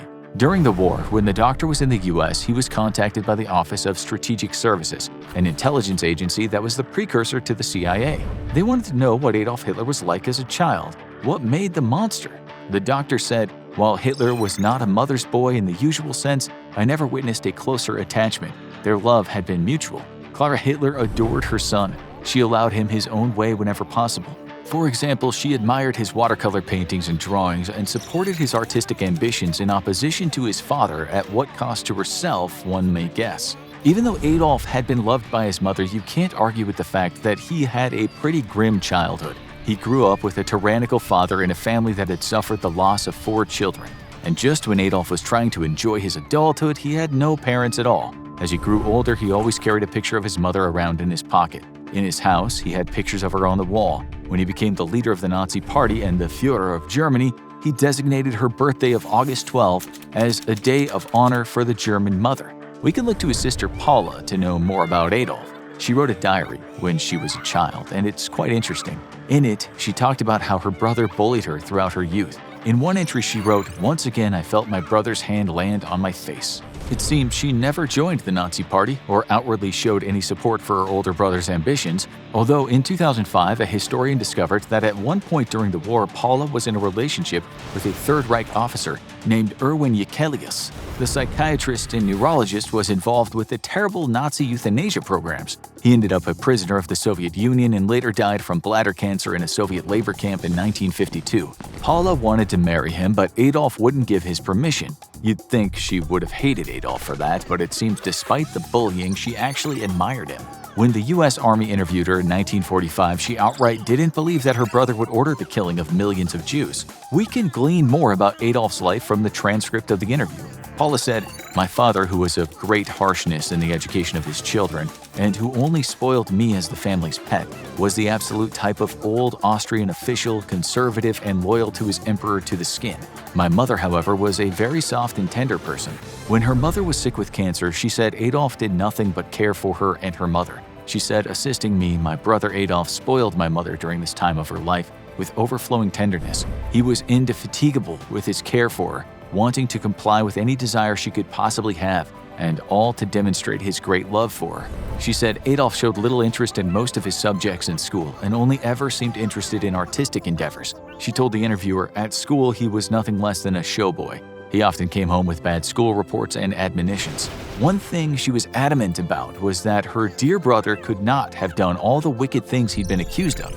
I do not believe that my brother ordered the crime committed to innumerable human beings in the concentration camps, or that he even knew of these crimes, she said. Although she did add, it may be possible, however, that the hard years during his youth in Vienna caused his anti-Jewish attitude. He was starving severely in Vienna, and he believed that his failure in painting was only due to the fact that trade in works of art was in Jewish hands. This is important. Adolf, while not a terrible artist, was a failure. His dreams dissolved before his eyes. His stomach ached while others prospered, and he was sure he was just as good as them. As an artist, he was very average, with one critic rightly saying many years later, if you walk down the Seine and see 100 artists, 80 will be better than this. Adolf may have only been harsh with his sister because in some ways he thought it was his responsibility to act that way. He always made sure she had money at least. Maybe Adolf wasn't always a monster, but monstrous ideas formed somewhere in that warped head of his. What we consider evil doesn't always look monstrous. Evil often wears a suit and tie and has impeccable manners. This is why the political theorist Hannah Arendt talked about the banality of evil. You can be a loving husband and father and still go to work where you usher hordes of innocent people into a gas chamber. Lest we forget normal people can do terrible things. We must never forget that about Adolf Hitler. He wasn't always a fiend. We can see this in his love for animals, especially where his beloved dog was concerned. If you're wondering how Adolf could be so fond of animals and yet send humans toward torture and death, you can turn to a book that states, for leading Nazis, animal protection and crimes against humanity were not a contradiction in terms. On the contrary, they even felt that they were part of a moral elite. It's a difficult proposition to ask people to accept that a man whose ideology classed certain people as subhuman could have a nice side. He caused pain and anguish on a level that put Nero and Genghis Khan to shame. But he wasn't always monstrous, his ideology was. An American journalist once asked how people can order bombs to be dropped on totally innocent civilians in modern conflicts and then go to church and have family barbecues with the kids around. The simple fact is that they really think they are morally on the right side of history. Isn't that always the case when humans are destroyed in mass? Destroyers of worlds take the moral high ground. They say they're doing the killing for the greater good when so often it simply boils down to power and economic interests. But with Adolf, as you'll see, there were also mental issues, severe mental issues, at a time when many Germans were looking for a leader to bail them out from years of poverty and hardships. But let's not get ahead of ourselves here. We still have the younger Adolf to think about, the man that came before those death camps and blitzkriegs. Adolf Hitler fought in the First World War, and for his bravery he received the Iron Cross. He seemed to have some romantic notion about war, despite just how bloody awful that war was. He once said war was the greatest of all experiences. But man, was he bitter when Germany lost. Adolf, like many others in Germany, blamed the capitulation on Jews and Marxists. He was sure that what he considered real Germans wouldn't have given up so easily, although they hardly gave up easily. His thinking became quite clear in 1919. He wrote what is now referred to as the Gromlich Letter. This is an important piece of history for anyone who studies the Holocaust, since it's the first time we see Adolf Hitler's anti-Semitism on record. He wrote in the letter that the government's aim must unshakably be the removal of the Jews altogether. We won't talk too much about this rise to power since this show is more about Adolf Hitler, the man, but we will say that he got involved with politics and never turned back. He wrote about that later, saying, "I finally came to the conviction that I had to take this step. It was the most decisive resolve of my life. From here, there was and could be no turning back." Soon he was filling beer houses and heads with the hatred he preached, and people roared with delight when he spoke. He chose populist themes. He chose the use of scapegoats. Everyone's misery was the fault of these people or those people. One person who watched those early speeches later said, "We erupted into a frenzy of nationalistic pride that bordered on hysteria. For minutes on end, we shouted at the top of our lungs, with tears streaming down our faces, 'Sieg Heil, Sieg Heil, Sieg Heil.' From that moment on, I belonged to Adolf Hitler body and soul." Sieg Heil means hail to victory, if you didn't know. Adolf's extreme views of a superior Aryan race became the fundamental foundation of the National Socialist German Workers' Party, aka the Nazi Party. He was the one who actually designed the flag of the party, the swastika, an ancient Sanskrit symbol that means something like well-being and prosperity. Hitler rotated the symbol and made some changes to creating a hooked cross, or Hakenkreuz, now a symbol that reminds us of hate and genocide. He once said why he chose the ancient Sanskrit symbol, writing, "In red we see the social ideal of the movement, in white the nationalistic idea, in the swastika the mission of the struggle for the victory of the Aryan man, and by the same token the victory of the idea of creative work, which as such always has been and always will be anti-Semitic." Again, we have to skip a bit of history. The Nazis attempted a coup and failed, which is why Adolf ended up in prison. This is when he dictated his book Mein Kampf, or My Struggle, in English. This contained much of his hateful ideology. He compares certain kinds of people to germs and parasites. It's totalitarianism 101. Always dehumanize your enemy. That way they'll be easier to kill. He got out of prison and later he took full advantage of the Great Depression. Many Germans were near starving. People were so desperate for food they were eating horses that died in the streets. Well, they did that at least on one occasion. Folks were fed up, and when the public is down, you can be sure the populists get rolling. Extremism is always at its most influential when the populace is desperate. Adolf's rise to power was almost certain. In spite of how many enemies he had in Germany, he would soon put an end to many of them. As the Social Democrats and the Communists were arguing with each other, Adolf Hitler was attracting larger and larger crowds when he spoke at events. This ascension was watched by Adolf's nephew. This guy can give us some more insights into Adolf the man. Not many people know that Adolf had a nephew born in the UK. He was the son of Adolf's half-brother Alois Hitler Jr. and was named William Hitler. Ironically, William grew up in Liverpool on 102 Upper Stanhope Street, a house that was destroyed in the Liverpool Blitz during the war. As William grew into adulthood, he saw his uncle Adolf rise to power in Germany. He went to Germany to visit a few times and ended up living there. On the back of Adolf becoming chancellor when William was just 22, he landed a few jobs, one at an automotive factory. We tend not to think about Adolf in terms of a man who had squabbles with his family. But as we said, monsters are always all too human, as Hitler's favorite philosopher Friedrich Nietzsche might have said. According to William, his uncle was often a right royal pain in the backside, once saying, "I cannot even go on an outing without risking a summons to Hitler." Adolf, as you probably already figured out, was very controlling. This might be the understatement of the century, given he wanted to control half the world. But he was like that with his own family. He was petty too, according to William, who, it must be said, never really bought into all that Nazi ideology his uncle was screaming about to desperate German citizens. Adolf didn't like that his nephew was going back and forth between England and Germany, and no doubt spilling all the family secrets. Like any dictator to be, Adolf was trying to build a kind of mythology around himself. He was trying to tell people he was leading the Aryan race to better pastures, and he didn't want anyone to know his weaknesses. So Adolf got very upset when William started talking about his uncle's dandruff problem and his proclivity to lose his temper over trifling matters. Then, in 1939, he wrote an article for Look magazine entitled, "Why I Hate My Uncle." Talk about demythologizing the Führer. The article dispelled any notion of the Führer's almost godlike status. William wrote, "We had cakes and whipped cream, Hitler's favorite dessert. I was struck by his intensity, his feminine gestures. There was dandruff on his coat." Perhaps the whole purpose of this article was just making a quick buck.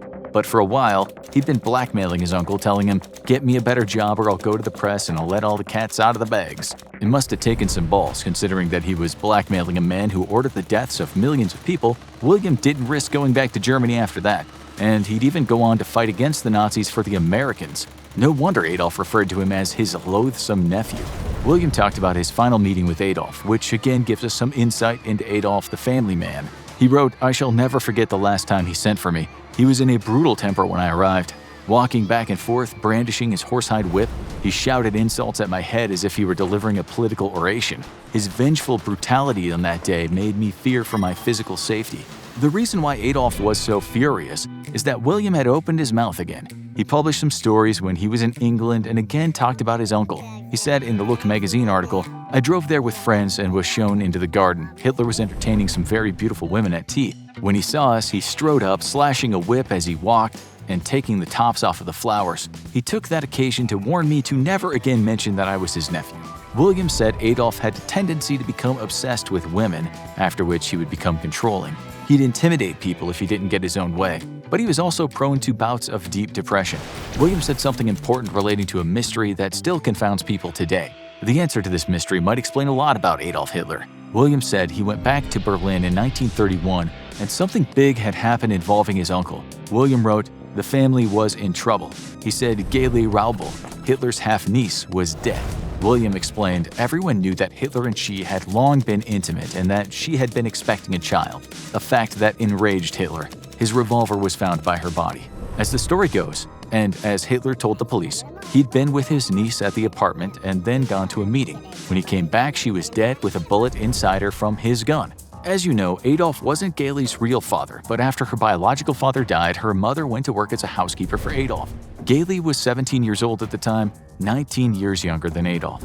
The question is, was Adolf overstepping his boundaries? Was he in fact having a relationship with her?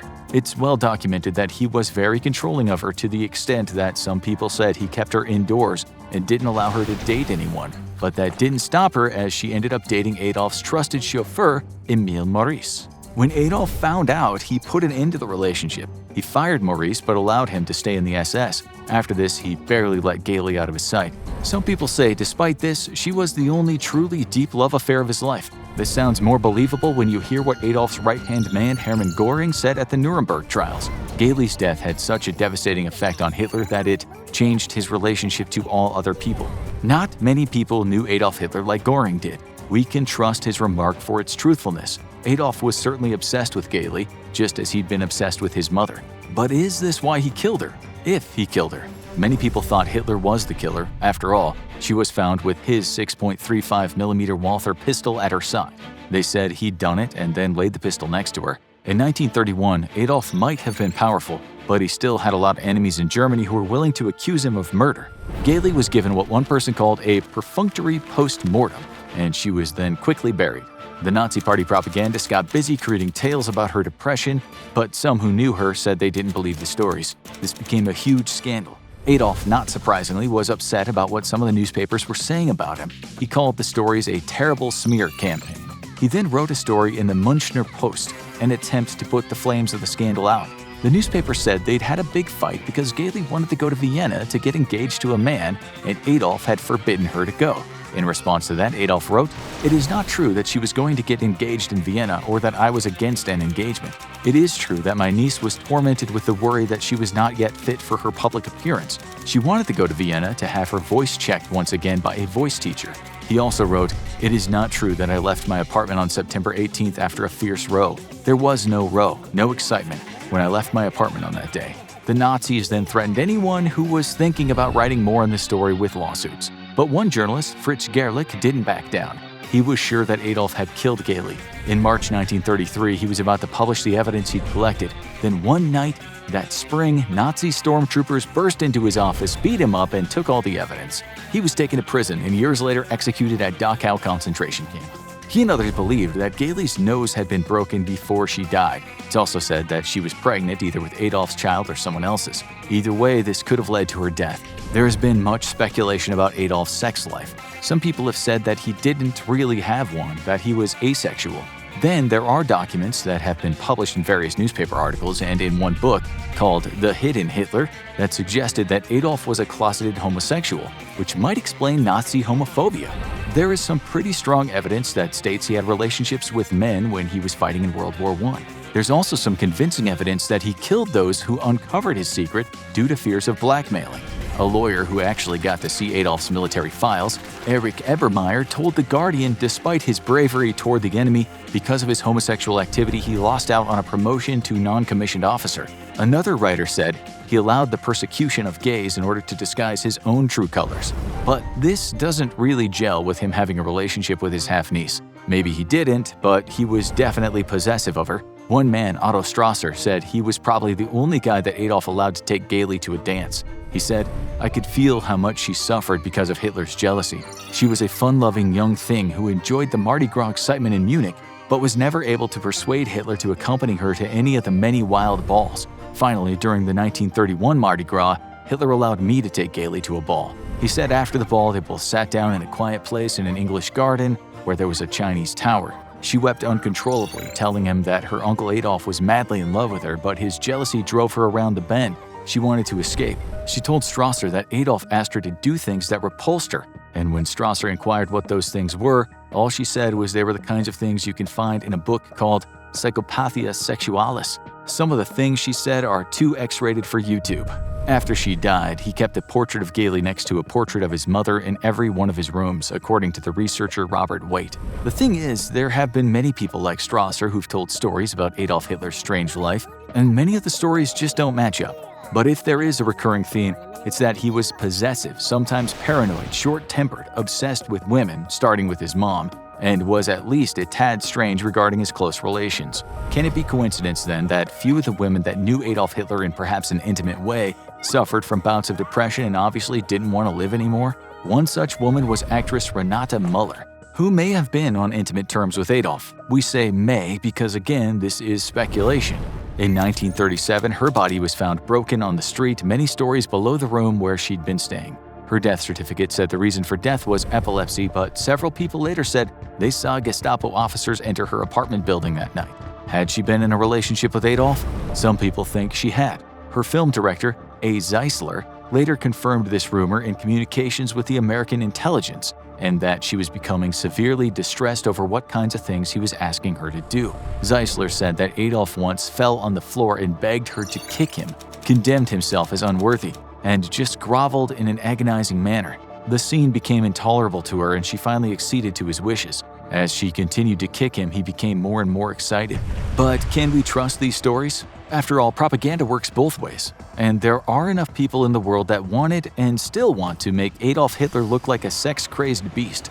On the other hand, there is a lot more evidence regarding Adolf's addiction to various drugs, including powerful opiates and methamphetamines. He didn't drink booze, he didn't eat badly, but he did like his drugs. This is not speculation. We can see what drugs he took from the notes of journals and his doctor, Theodor Morell. If Adolf did have some strange sexual desires at times, these might have been episodes while he was out of his mind on the Nazi version of crystal meth. Maybe he came down from the meth high with the Nazi version of the opioid oxycodone called Eucodal. Adolf was very likely addicted to Eucodal, at least he took it a lot. Addicts of strong opiates and methamphetamines have their thinking and rationing skills profoundly changed due to the composition of the drugs. Add to this that he was said to have taken a lot of barbiturates, meds that are really ruthless Xanax pills, and, well, all we'll say is getting off those things would have driven Adolf half mad. It's said he also dabbled with cocaine, so we think he took a bunch of chill pills for the come-down. In this regard, it's really not surprising that Adolf Hitler was a bit off his rocker. This is all detailed in the book Blitzed: Drugs in the Third Reich. With all this in mind, there is no doubt that Adolf Hitler was incredibly unhinged. You knew that from all the things he did in his political life. But we hope today you've learned some things you didn't know about his personal life. For sure, some of the rumors might not be true, but there is just too much evidence against him to suggest he lived anything close to a normal life when he was behind four walls. In fact, psychiatrists have tried to diagnose him over the years, and the list of conditions is as long as one of the dead Führer's arms. The conditions include hysteria, histrionic personality disorder, schizophrenia, paranoia, sadistic personality disorder, narcissistic personality disorder, psychopathy, antisocial personality disorder, bipolar disorder, Asperger's syndrome, and schizotypal personality disorder. We'll end the show right here and let you diagnose Mr. Adolf Hitler. One stray bullet, one artillery round fired just a second later. That's all it would have taken to end the life of history's most infamous mass murderer. How in the world did Hitler survive World War I? Prior to the war to end all wars, Hitler was living in Vienna as a starving artist. The city was the cultural mecca of the world at the time, and Hitler had come with hopes of joining the prestigious Vienna Academy of Fine Arts. However, his drawings were so poor that he was denied even the chance at taking the official exam. This deeply affected the already moody, disenfranchised teenager, spinning him even further into a world of his own making. By all accounts, Hitler was a moody, largely insufferable young man who loved to launch into spirited political speeches and debates, but would immediately be enraged if anyone corrected him on any matter. Today, he'd be the reason video games have ban lists. He also showed no interest in the few women who were attracted to him, preferring to remain solitary and rebuffing any women who wished to get near him. Making no effort to find a job, he believed he was above doing common work. Hitler lived on ever-shrinking savings, spending what little money he did have attending the opera in the evenings and dressing like a young gentleman. When his friend was accepted into the Vienna Conservatory to study music, Hitler was naturally enraged and one day left the apartment the two shared without warning. On his own in Vienna, Hitler was forced to move from place to place, but his lack of family or friends in the city made it difficult to find permanent housing. Despite his money running out, Hitler still refused to find work, and instead pawned all his possessions and started sleeping outside on park benches. He was soon starving in the street, a miserable, smelly wretch of a man, until he was accepted into a local homeless shelter. Finally, Hitler deigned to stoop so low as to work shoveling snow or doing some other physical labor in order to earn some cash. He maintained his lifestyle for a few years, becoming exposed to the political chaos of Vienna in the final days of the weakening Austrian-Hungarian Empire. It was here that he began to form his hard-edged anti-Semitist views, despite the fact that he had befriended a Jewish man who helped Hitler sell artwork to local shops so he could earn a meager living. Many of these same shops were run by Jews, and without them, Hitler would have been starving again. Hitler continued his habit of long speeches, immediately flying into a rage if anyone opposed or corrected him. With war looming in the horizon, Hitler was summoned for a military service, but seethed with hatred at the idea of serving in the mixed-race Austrian-Hungarian military. Instead, Hitler opted to ignore his draft letter, and with the help of his inheritance he received upon his father's death, he moved to Munich. If war was going to break out, he wanted to serve in a pure-race German military, not the mongrel military of the cosmopolitan Austrian-Hungarian Empire. The Austrian authorities, however, tracked Hitler down in Munich and arrested him. Hitler was now in serious trouble, as he was facing prison time for dodging the draft. However, he wrote an impassioned letter to the Austrian consulate, apologizing for skipping out his military service and speaking about his difficult and troubled youth. The consulate was so impressed that Hitler was not punished for dodging the draft, but he was, however, forced to return and serve anyway. Hitler easily failed the required medical exam and was soon free to return to Munich, despite the fact that he should have been deported by the German authorities. To this day, no one knows why this didn't happen, or how it could have changed history. In Munich, Hitler spent the short time before the war once more painting to make a living, selling cheap paintings of local landmarks to tourists and shops. One day, Hitler was asked how he planned to make a permanent living, to which Hitler ominously replied that it did not matter, as soon there would be war. Hitler would prove to be terrifyingly right. On August 1st, 1914, Hitler gathered along with a horde of other people in a big public plaza in Munich. A city official hastily addressed the crowd. War had been brewing for over a year, and now it was official. Germany was at war with the Russian Empire. The assembled people began to celebrate the glorious conquest that was to come, with a jubilant Hitler standing in their midst. 2 days later, Hitler volunteered to enlist in the German army, and would enlist in a Bavarian regiment. In the words of history's worst mass murderer, "For me, as for every German, there now began the greatest and most uncomfortable time of my earthly existence. Compared to the events of this gigantic struggle, everything past receded to shallow nothingness." Hitler was assigned to the Bavarian Reserve Infantry Regiment 16, and as soon as he saw battle at the First Battle of Ypres, a battle that would come to be known to the Germans as the Massacre of the Innocents for the incredible casualties inflicted on the young, inexperienced recruits of the German army. As one of the first battles of World War I, it was expected to be quick and decisive action with a clear victor and loser. However, military commanders on both sides were beginning to realize that modern weapons were making mass battles all but impossible, and that the invention of modern artillery and the machine guns so heavily favored the defender that battles would grind to a stalemate, with both sides dug into miles of trenches. Hitler would find himself in one of those soaked, miserable trenches, battling the elements, Allied artillery bombardments, and the general misery of a gridlocked war. Despite this, though, Hitler was actually in high spirits. After so many years of being a disenfranchised youth, Hitler had finally found people he fit in with, and a place where his ultra-nationalistic far-right views were welcomed. Nonetheless, the First Battle of Ypres proved to be a relentless meat grinder, with the only way to secure victory being through massed assault against Allied trenches defended by machine guns and artillery. These human wave attacks proved to be devastatingly costly for both sides, but the failure of the German army to break the Allied lines would set the Germans on a defensive posture for the rest of the war, as their grand strategy was rethought. Rather than try and defeat the Allies as a whole unit militarily, they would hold a defensive posture in the west while assaulting the east, until the Russian Empire was forced to peace terms and the entire German military could be brought to bear on the Western Allies. Germany suffered upwards of 130,000 casualties in a month of fighting, and yet miraculously Hitler managed to survive every action relatively unharmed. He even began to grow a reputation for being incredibly lucky, always managing to avoid an exploding artillery shell that moments later killed or seriously injured the men Hitler had just been chatting with. In Hitler's mind, it was only further proof that he was destined for some great work. The horrible casualties Hitler saw inflicted on both sides, though, took their toll on the young dictator-to-be, and he became even more sullen and reserved. Hitler's unit had entered the battle with 3,600 men, but at its end only had 611 fit for duty. Hitler began to withdraw from others, the stress of the slaughter taking its toll on his mind. Hitler was soon promoted to Lance Corporal and assigned to become a regimental message runner. While many have claimed that this was a safe job in the rear areas, it's unclear if Hitler truly did operate in the rear areas or if he had a more dangerous job of running messages along the actual front. Hitler was thought of as a peculiar loner by his comrades, and he was teased for his aversion to graphic stories of sexual conquest, earning the nickname Adi. He was also a staunch non-smoker and would trade his tobacco rations for the jam rations of other soldiers. Well liked, Hitler was still thought of as a strange individual who would only grow more sullen and distant as the war progressed and gradually turned against Germany. At times, he was known to leap up off his cot and launch into a rant about Germany's invisible enemies, namely Jews and Marxists. Even with his peculiarities, Hitler was thought of as eager to please his superiors and commended for his bravery. Despite his willingness to serve, though, Hitler was passed up for promotion repeatedly, as his superiors believed that he was simply not a commanding enough figure to earn the respect of the men placed under him. The peculiarities of his personality and the obvious fact that he did not belong in a military organization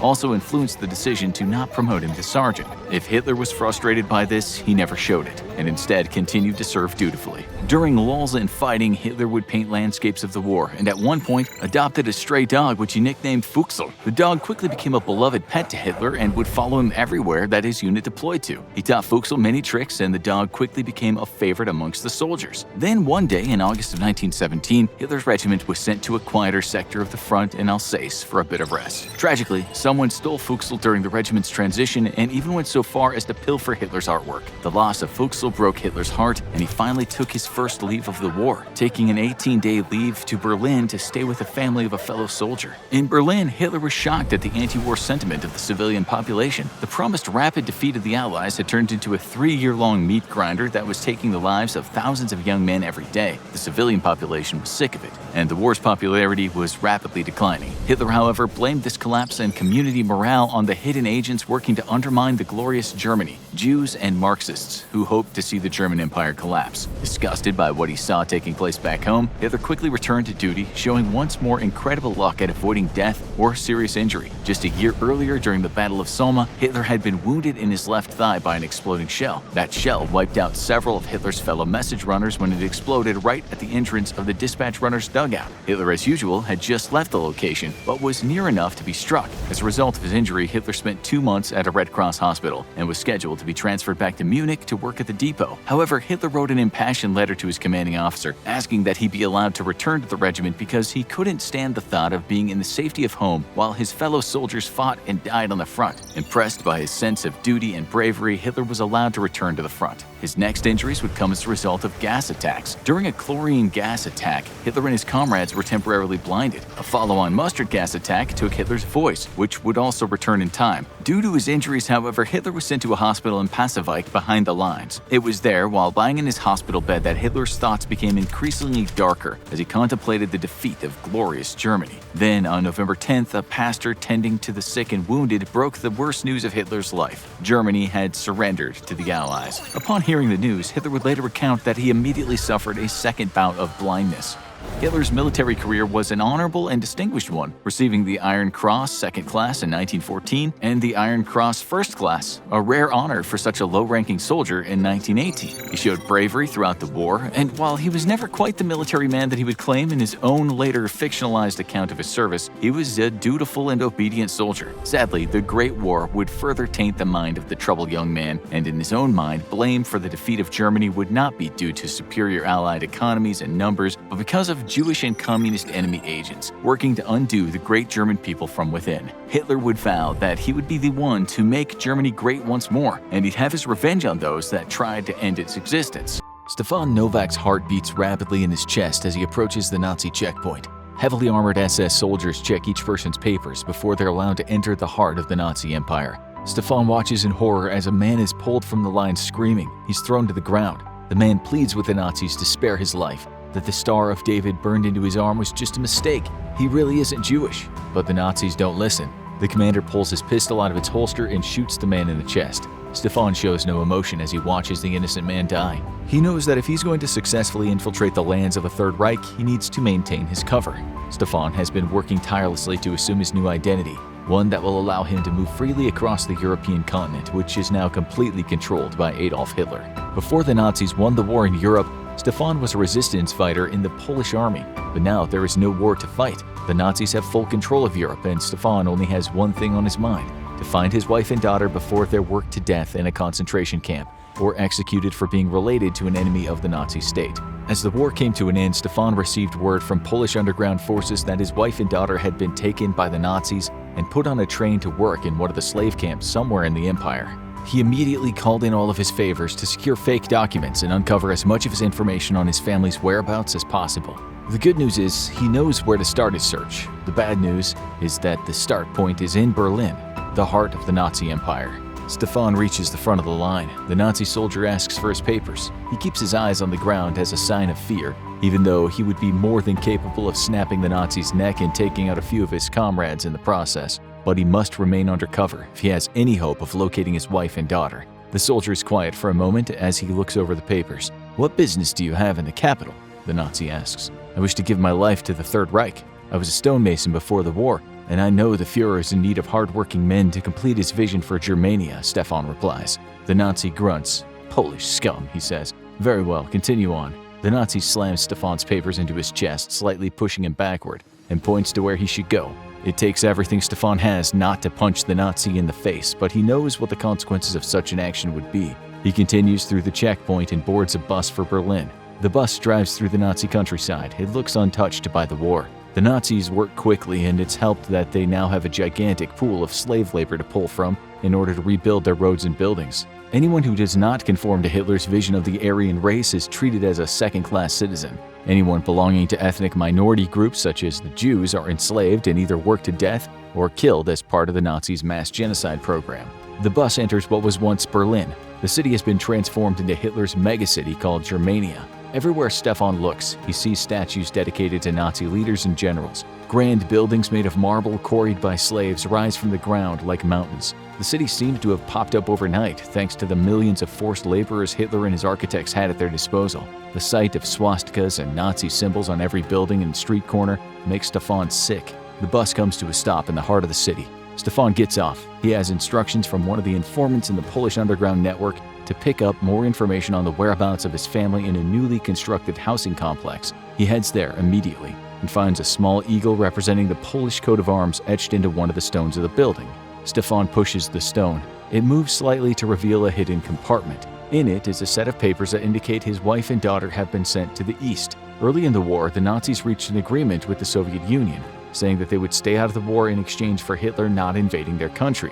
Hitler had no intention of upholding his end of the bargain, but he needed time to focus his efforts on defeating the Allied forces in France. Once this mission was complete, he launched Operation Sea Lion across the English Channel into Britain. The Allied forces in Britain were still recovering from the Dunkirk invasion and were no match for the Nazi blitzkrieg.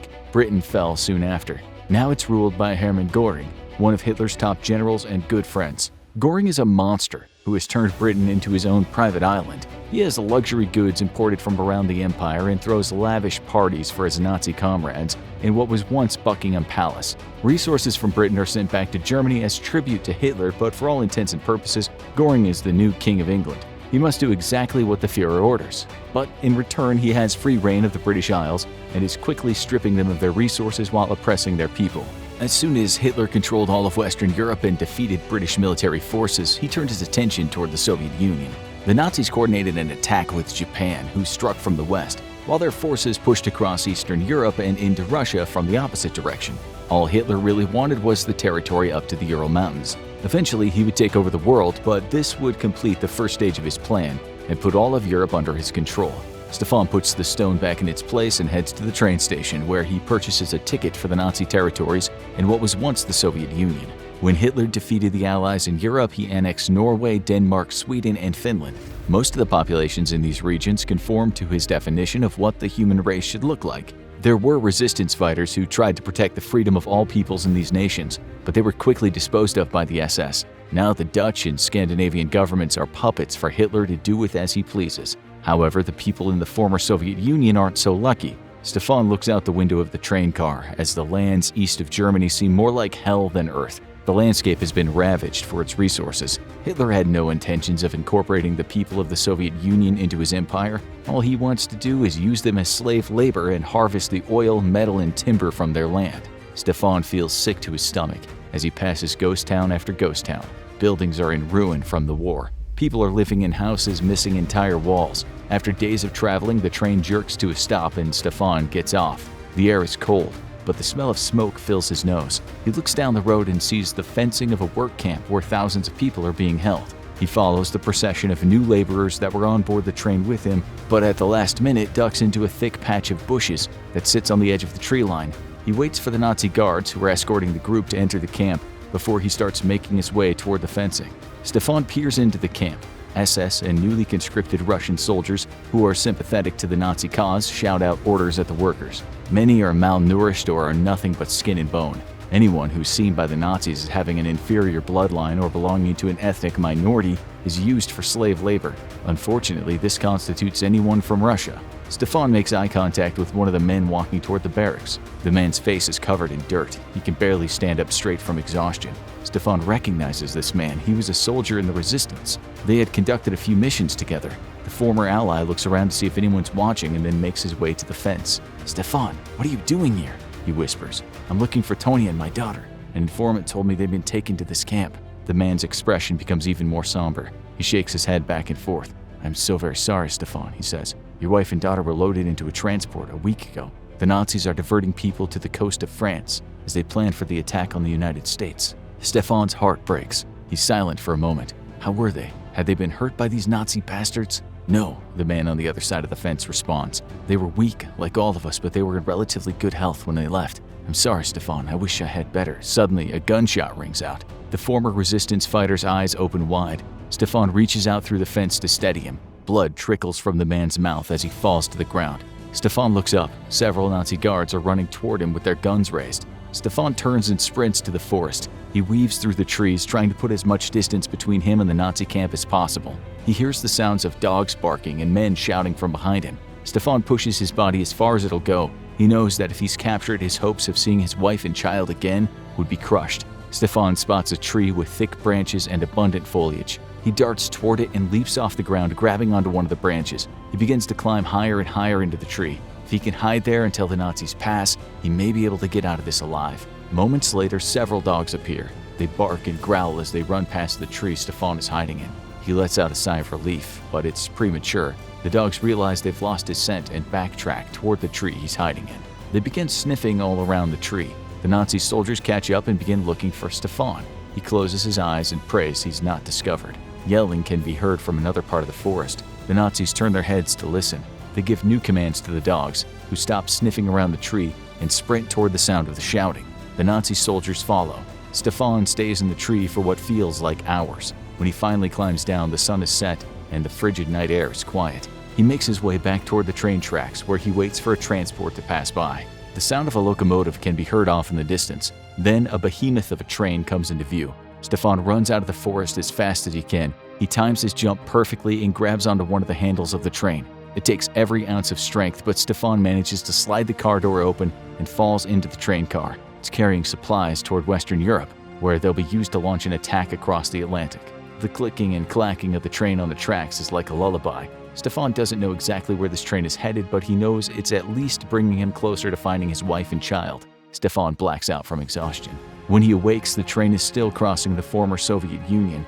By the angle of the sun, it seems as if it's traveling due west, but slightly to the south. This isn't ideal, but he is relatively safe on board the train, and he knows it'll eventually make its way to the west coast to deliver the supplies. Several more days go by. Stefan survives off the stores of grain that have been packed aboard the train. Whenever it rains, he catches the precious liquid in a Nazi helmet he found in one of the crates. As the sun rises a week after he snuck aboard the train, an ominous sight comes into view. In the distance, Stefan can see gigantic snow-covered peaks jutting up from the landscape. He knows these must be the Alps. He's now in a newly formed Roman Empire. As the train travels through the countryside, Stefan sees a mix of Nazi and Italian soldiers at different checkpoints. When Hitler conquered Northern Europe and the Western Soviet Union, he allowed Mussolini to control the lands that were once under the control of the Roman Empire. However, it's clear that Mussolini is not really in control.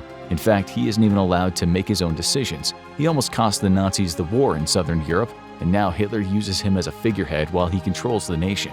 There's been recent contention between the Italian puppet government and Hitler, as the Italians try to hold on to their Roman Catholic religion.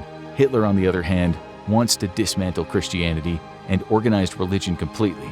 His tension has caused the Nazis to deploy forces around the new Roman Empire to make the transition to a state ideology go more smoothly.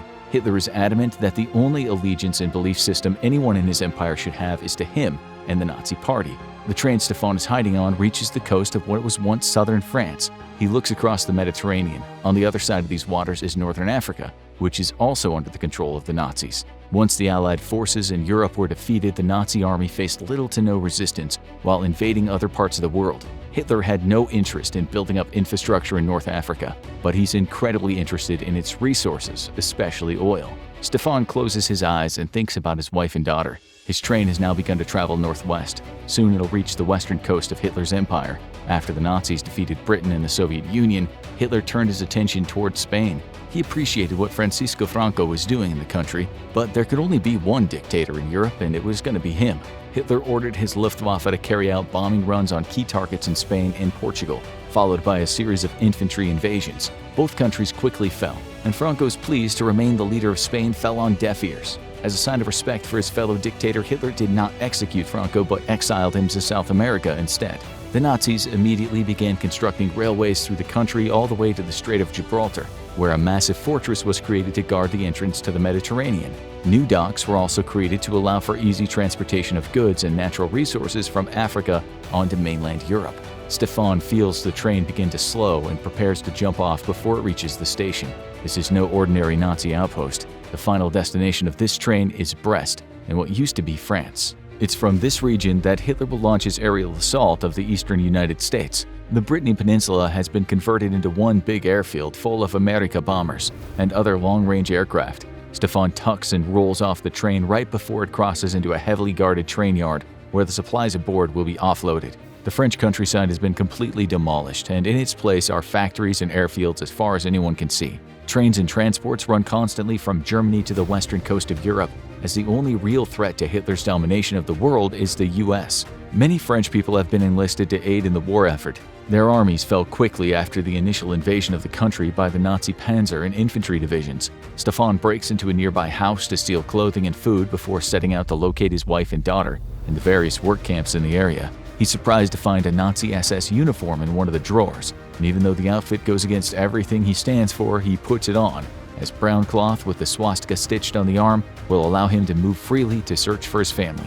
A belt with a holster hangs on the back of one of the doors. In the holster is a Luger with a full clip. Stefan knows if he has to use the pistol, it'll likely be the last thing he ever does, but having a weapon might come in handy if he runs into serious trouble. The new reality of Hitler's Europe is that no matter where anyone goes, there are always concentration camps set up to provide a free source of labor. The main group of people in the camps are Eastern Europeans and prisoners of war. Hitler's empire will always need workers, so the mass extermination of people has slowed slightly. Hitler knows that with an almost unlimited amount of free manpower and resources pouring in from all of his newly acquired territories, he can make any of his sick dreams a reality. Stefan makes his way from camp to camp, careful to interact with as few Nazis as possible. Each time he enters a new area, he tries to remain calm and conduct a thorough search for his family. After days of searching, Stefan feels defeated. He knows he can't give up, but the pain and suffering he's witnessed is enough to drive him mad. The individuals in each work camp are treated more like animals than people. They're starving and overworked. He'll not give up, but with every camp he enters, he loses a little bit of himself. Stefan is about to call it a day when he sees a young girl with her back to him. She's holding on the fence, looking out across a field. Stefan slowly approaches her. "Anna?" he whispers. The girl turns around, tears streaming down her face. It is his daughter. Stefan resists the urge to wrap his arms around her so he doesn't look suspicious. "Papa?" the girl asks. Stefan's eyes begin to water. "It's me. I'm going to get you out of here, but we have to pretend we don't know each other." His daughter stares at him. She can't believe her father is really there. She squints as she looks at his Nazi uniform. Stefan understands. "It's only a disguise, my love, so that I can find you and your mother." He pauses for a moment to look around. "Anna, where is your mother?" His daughter begins to sob. "They took her," she manages to blurt out. "Mama refused to do any more work for the Nazis. She spat in one of their faces and was taken away. I think they're going to kill her." Stefan's eyes open wide. "Where did they take her?" he asked. His daughter points to the other side of the fence where she's been staring previously. Stefan can just barely make out a group of figures standing in a straight line. Clustered in front of them are several Nazis. They hold their weapons by their side, but it is clear what's about to happen. "Come with me," Stefan tells his daughter. They walk quickly toward a jeep parked outside one of the mess halls. Stefan holds his breath as he looks at the steering wheel. The keys are in the ignition. "Get in the back and cover yourself with a blanket on the seat," he says to Anna. She does as she's told. Once his daughter is safely hidden, Stefan slides into the driver's seat of the jeep and turns the key. The engine roars to life. From inside the mess hall, Stefan can hear plates clatter and voices yelling. The sound of the engine alerts the Nazis that something is wrong. He must get to his wife before she's executed or he and his daughter are captured. Stefan floors the jeep and speeds toward the gate. The crack of gunshots ring out behind him as the Nazis flood out of the mess hall and open fire. The guards at the gate raise their machine guns and shoot at the incoming vehicle. Stefan unholsters the Luger he stole and returns fire. He holds his breath to steady his aim and focuses. His resistance training immediately kicks in. He buries around in the chest of one of the guards and sends the second diving for cover. Stefan pushes the accelerator down so hard he feels as if his foot might go through the floor of the jeep. The vehicle slams through the gate and veers down the dirt road. Stefan turns the wheel hard and steers toward the row of prisoners who are about to be executed in the field. The Nazi guards watch the incoming jeep, unsure of what's going on. Then they see their comrades in pursuit from the work camp. Before they can raise their guns to the jeep, it's upon him. Stefan hits several of the Nazi soldiers as he skids to a stop, sending the men flying through the air. There are now only 2 soldiers remaining. They unleash a barrage of bullets into the side of the jeep. Stefan rolls out onto the ground. He pops up from behind the door and returns fire. He hits one of the Nazis in the stomach. The man falls to the ground. Stefan turns the pistol on the second Nazi and pulls the trigger, but instead of firing, there's only a click. The gun is jammed. Stefan ducks back behind the jeep just as the Nazis open fire again. The bullets ricochet off the metal frame of the vehicle. Stefan crawls to the side of the jeep. He waits for the Nazi to run out of bullets. When the firing ceases, Stefan hears the soldier begin to reload. He sprints out from behind the vehicle and runs straight to the enemy. He tackles the man to the ground, punching him as hard as he can in the face. His fist connects with the Nazi's nose, shattering it and knocking the soldier out. Stefan pants as he regains control of his body and slows his heartbeat. Then he hears a familiar voice. "Stefan, is that you?" He looks up to see his wife. She has a shocked look on her face, but when their eyes meet, she smiles and places a hand gently on his cheek. "I knew you'd come," she says. Stefan stands and embraces her for a moment. The shouts of the Nazi soldiers running toward them breaks the joyful moment and brings them back to reality. "Come on," Stefan says, signaling to the jeep. Stefan, his wife, and the other prisoners who were to be executed pile into the vehicle. Anna hugs her mother. The jeep drives away, leaving the Nazis in the dust. Stefan and the escapees have a long way to go to get out of Nazi-controlled Europe, but he's now reunited with his family, and he'll do anything to make sure they get to safety. History remembers Hitler for many things. A failed artist, his love for German shepherds, being a Nazi dickhead. Yeah, it's mostly the Nazi dickhead thing. But one thing you might be surprised to learn about Hitler is that he was actually one of the wealthiest men of his time. And no, not just because of all that stolen Nazi gold and loot gathered from all across Europe, but because of his own shrewd business skills. Young Hitler lived a bohemian lifestyle before it was cool, making him the ultimate mass-murdering hipster. He rented a small apartment in Vienna with a friend and struggled to get by selling small paintings and postcards to tourists. After being rejected from art school twice, Hitler was soon out on the street, all of his funds having run out.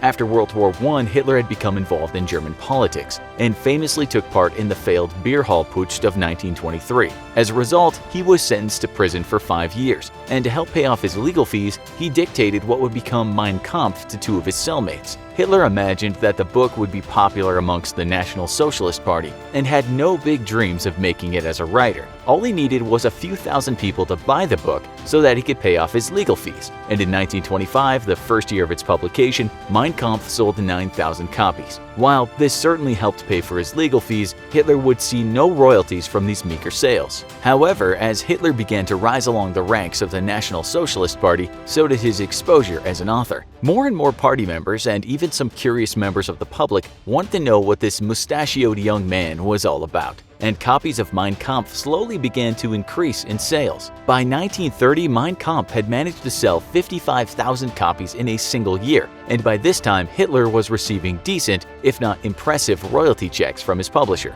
Once Hitler became Chancellor of Germany, though, book sales of Mein Kampf exploded, and in 1933, the year he took power, sales skyrocketed to over 850,000. Needless to say, Hitler was now pulling in rather large royalty checks. Thanks to his massive personality cult and the fact that he ruled Germany unchecked, Hitler decided that the best way to boost sales of his book even further was to have the government itself buy copies. Therefore, the Nazi government immediately bought 6 million copies of his book. and copies were being provided to soldiers and government workers alike. Even married couples received a free copy on their wedding day, as a very weird congratulatory present from the Nazi government. But as Hitler became more popular, or infamous depending on your take, the world at large grew curious about the Nazi author. Internationally, Hitler earned royalties on the sale of his book up until 1939, when he was declared an enemy of the Allies and had all international royalties cut off. Granted, he was never earning nearly as much internationally as domestically, but he was still pulling in $560,000 in royalties from sales in Britain and about $50,000 in royalties from sales in the US. During the war, his book would continue to sell in the US, though the US government seized control of publishing royalties by invoking the Trading with the Enemy Act and ended up giving $260,000 in royalties to war refugee charities. While Hitler was trying to kill people, ironically his book was helping those same people. At his height, Hitler was earning about $13.5 million a year from book sales in today's dollars, which would be far more impressive if he wasn't basically forcing the Nazi government to simply buy his book. All those sales, though, had accumulated to a $10 million tax bill, which Hitler simply ordered one of his ministers to forgive. We gotta admit, sometimes it pays to be on top. Literally. In total, Hitler would earn a whopping $170 million in today's dollars just by selling copies of Mein Kampf. All this money was used to buy several very expensive properties around Germany, though Hitler also used a great deal of his own personal fortune to fund the Nazi Party. He even made one of his homes, the Berghof, into the main headquarters of the Nazi Party. Sadly, when the British tried to bomb it back to the Stone Age, their bombs largely missed and only managed to slightly damage it. Hitler, however, used his political power to enrich himself with one more other cunning ploy. He licensed his image to the German government and then ordered that it be used basically everywhere. From posters to stamps to the covers of propaganda magazines and books, Hitler's face was everywhere all across the German nation, and every time his face was printed on anything, Hitler got a cut thanks to licensing fees. Given that Hitler was the one ordering the creation of all this propaganda material, we once more have to admit that this is a pretty pro-supervillain move. Taking over a country and ruling it like a dictator is one thing, but selling your image to your own government and then forcing it to print it everywhere is on a whole other level of villainy. Then, of course, there is all the untold stolen wealth of Europe that the Nazis, quote, liberated as they invaded nations. By the end of the war, the Nazis had stolen a whopping $21 billion in gold, and it was this stolen gold that helped entirely fund the German war machine for 5 whole years. As supreme ruler of Germany, whatever the state owned was basically Hitler's personal wealth as well, though the Allies made sure that he spent every stolen cent on the war effort, lest his forces be defeated sooner than they eventually were. Still, with the largest gold reserves in the world for a short while, Hitler was likely one of history's richest rulers, if only briefly. Today, Mein Kampf continues to sell copies. Physical copies of the book are understandably very rare, as most people don't want to be caught in public reading Mein Kampf. Yet, thanks to digital readers like Kindle, digital sales of Mein Kampf have exploded around the world. Part of this is due to sheer curiosity, and in some parts of the world who have learned very little about Hitler and his role in World War II, Mein Kampf and anything Hitler-related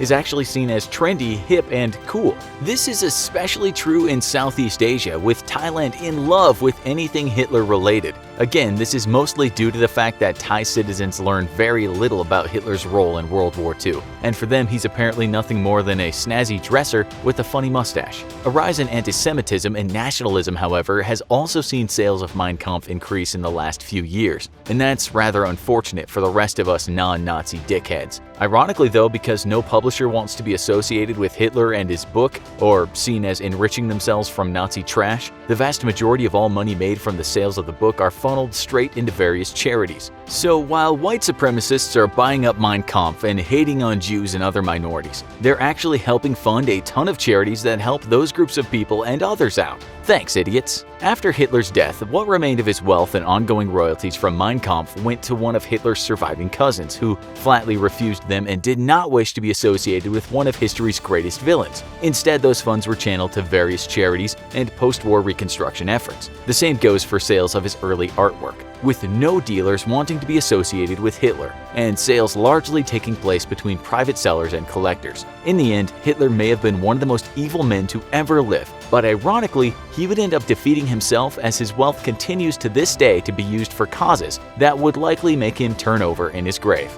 The Channel Islands, a picturesque group of rocky isles between Great Britain and France. For the residents of these islands, life is usually sleepy, making them a popular vacation destination. But in 1940, they would be anything but calm and relaxing, because Nazi Germany had conquered France and the United Kingdom was next in their sights, and the Channel Islands were in the way. The small population and lack of military hardware meant defending the islands would be impossible, and the UK had no resources to spare in the middle of the war. They quickly demilitarized the island and evacuated as many civilians as they could, while the German forces bore down. While a significant percentage left, the majority of the major islands of Jersey and Guernsey chose to stay and face an indefinite Nazi occupation. But Adolf Hitler had bigger plans for the island than a new source of slave labor. The Wehrmacht took over the Channel Islands on June 30, 1940, and were quickly unimpressed by the island's defenses. The islands weren't a common staging ground for war, and the Nazis weren't expecting to spend much time there. They planned to quickly move on to conquering the United Kingdom mainland. But Hitler's ambition got the better of him. Britain didn't go down to air assault nearly as easily as they expected, and rising tensions with Russia meant Hitler was more worried about the war on the Eastern Front than proceeding to London. And suddenly, the Channel Islands looked a lot more significant. After looking at maps of the islands, Hitler called additional forces to the small outposts. He announced a massive construction project that would take the Channel Islands from a footnote in the war to one of the Nazi regime's most fortified outposts. The organization taught Hitler's civilian infrastructure organization was brought to the islands with the mission of providing labor and building over 200 military facilities, bunkers, and casemates on each of the larger islands. They would need a lot of manpower. And Hitler, of course, had a favorite way of getting manpower.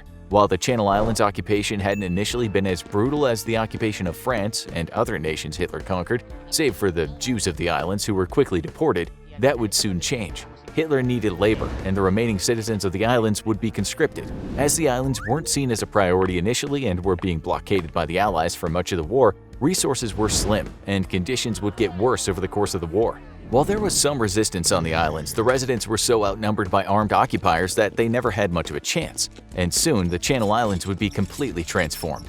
The Nazis used a system called Regelbau, or standard build, to mass-produce bunkers that could withstand enemy attacks. Built from over 200 standardized armor parts, they could be assembled much faster than other constructs after being built in German factories, almost like the world's largest Lego set, if they could withstand aerial assaults. There were three primary types of designs: temporary ones in the field made out of timber and soil with a concrete ceiling, reinforced models with a meter-strong concrete ceiling, and permanent facilities with 2-meter-thick concrete ceilings and walls. Hitler approved the plan, and one of the biggest construction projects in World War II history began. Soon, the Channel Islands were met with a throng of workers coming in to begin construction. Some were civilian workers and military members in non-combat positions, but many were taken from the Nazi labor camps around Europe and from military detainees, along with the native Channel Island populations. Supplies were brought in, particularly cement, steel, and timber, and work camps were built to keep the workforce in a centralized location and to keep them from escaping.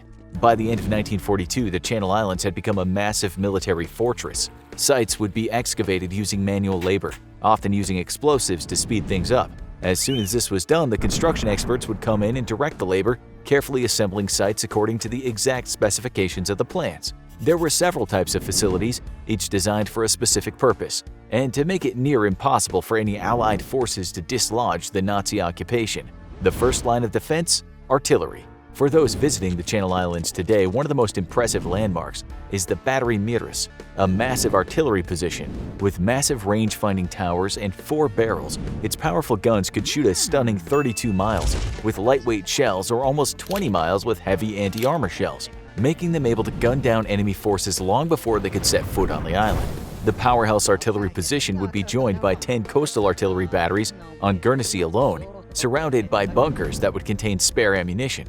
But they were prepared for dangers coming from all directions, including above. The islands were also filled with longer-range guns designed for taking out aircraft, with some able to shoot as far as 7,500 meters. 6 island anti-aircraft batteries were set up, equipped with radar and searchlights. The Nazis wanted a clear line of sight and fire, so they looked for wide-open locations, including a converted golf course. The radars and command bunkers for the anti-aircraft barriers were fortified, with around 175 total positions, and just in case anyone got through, the island had been littered with explosive rigged obstacles to get planes when they landed.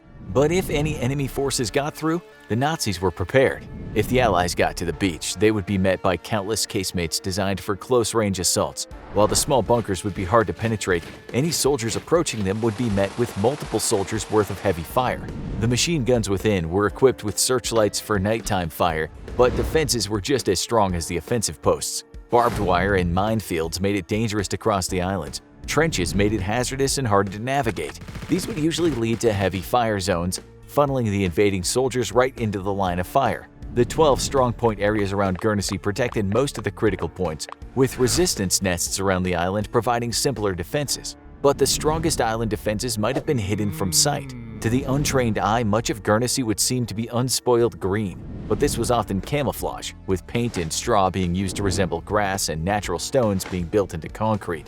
And under many of these camouflaged positions would be a massive network of tunnels that spanned much of the islands. Built over 2 years, 14 full tunnels were completed, while others were started but never finished. They would allow Nazi personnel and their workers to navigate from one position to another, away from enemy eyes. And for the most important facilities on the island, secrecy was key.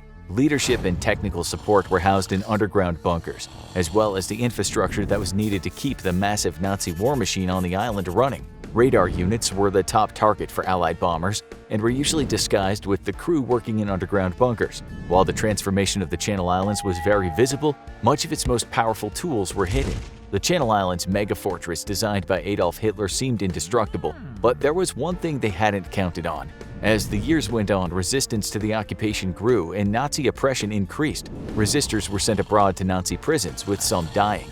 The British government made several attempts to liberate the islands, but raids had to be called off due to heavy fire, weather conditions, or resources being needed elsewhere. In 1944, the Allied forces launched the D-Day landings and liberated Normandy, but decided to pass by the Channel Islands because it would take far more resources than they had to take on the German fortifications. But it had other consequences. Almost all the Channel Islands' food supplies went through Nazi-occupied France, and that pipeline had just been cut off. The Channel Islands were starving. Negotiations began for the Channel Islands' fate, with the Germans initially making an offer to the British to release all civilians besides military-age men. Winston Churchill was unimpressed, telling them, "Let them starve, they can rot at their leisure." The tides of the war was turning, and the Allies only wanted one thing: unconditional surrender. The Germans refused to discuss it, and it would be several long months in December of 1944 until a Red Cross ship was finally able to bring food and medical supplies. But the end was only months away. May 8, 1945 saw the Germans surrender, and only days later Allied forces arrived across the Channel Islands, and the German soldiers laid down their weapons. And slowly but surely, the population that fled the occupied islands began to return, and were shocked at how their little islands had been transformed. The Nazi forces were gone, but the islands were still dotted with their massive military infrastructure. And in the years to come, it would define the islands in some unique ways. What was the ultimate purpose of Hitler's island megafortress? The Germans put an enormous amount of effort into defending a small group of islands, but it amounted to very little. They were able to hold the islands, but never mounted any successful attacks on Britain from there. They were never conquered, but nearly starved to death as soon as they were cut off. Was it just another elaborate project of the madman who met his end inside a German bunker? Or was it intended as something else? Some suspect it may have been a place Hitler planned to hide if he got out of Germany in time. A group of Channel Island residents were determined to answer these questions. It was 1961 when the Channel Islands Occupation Society was formed. A group of volunteers dedicated to investigating and managing the history of the German occupation. They took over management of many of the German sites from the British military and published an annual newsletter sharing stories from the era. Based in both Jersey and Guernsey, they are most people's entry point to this little-known part of World War II history.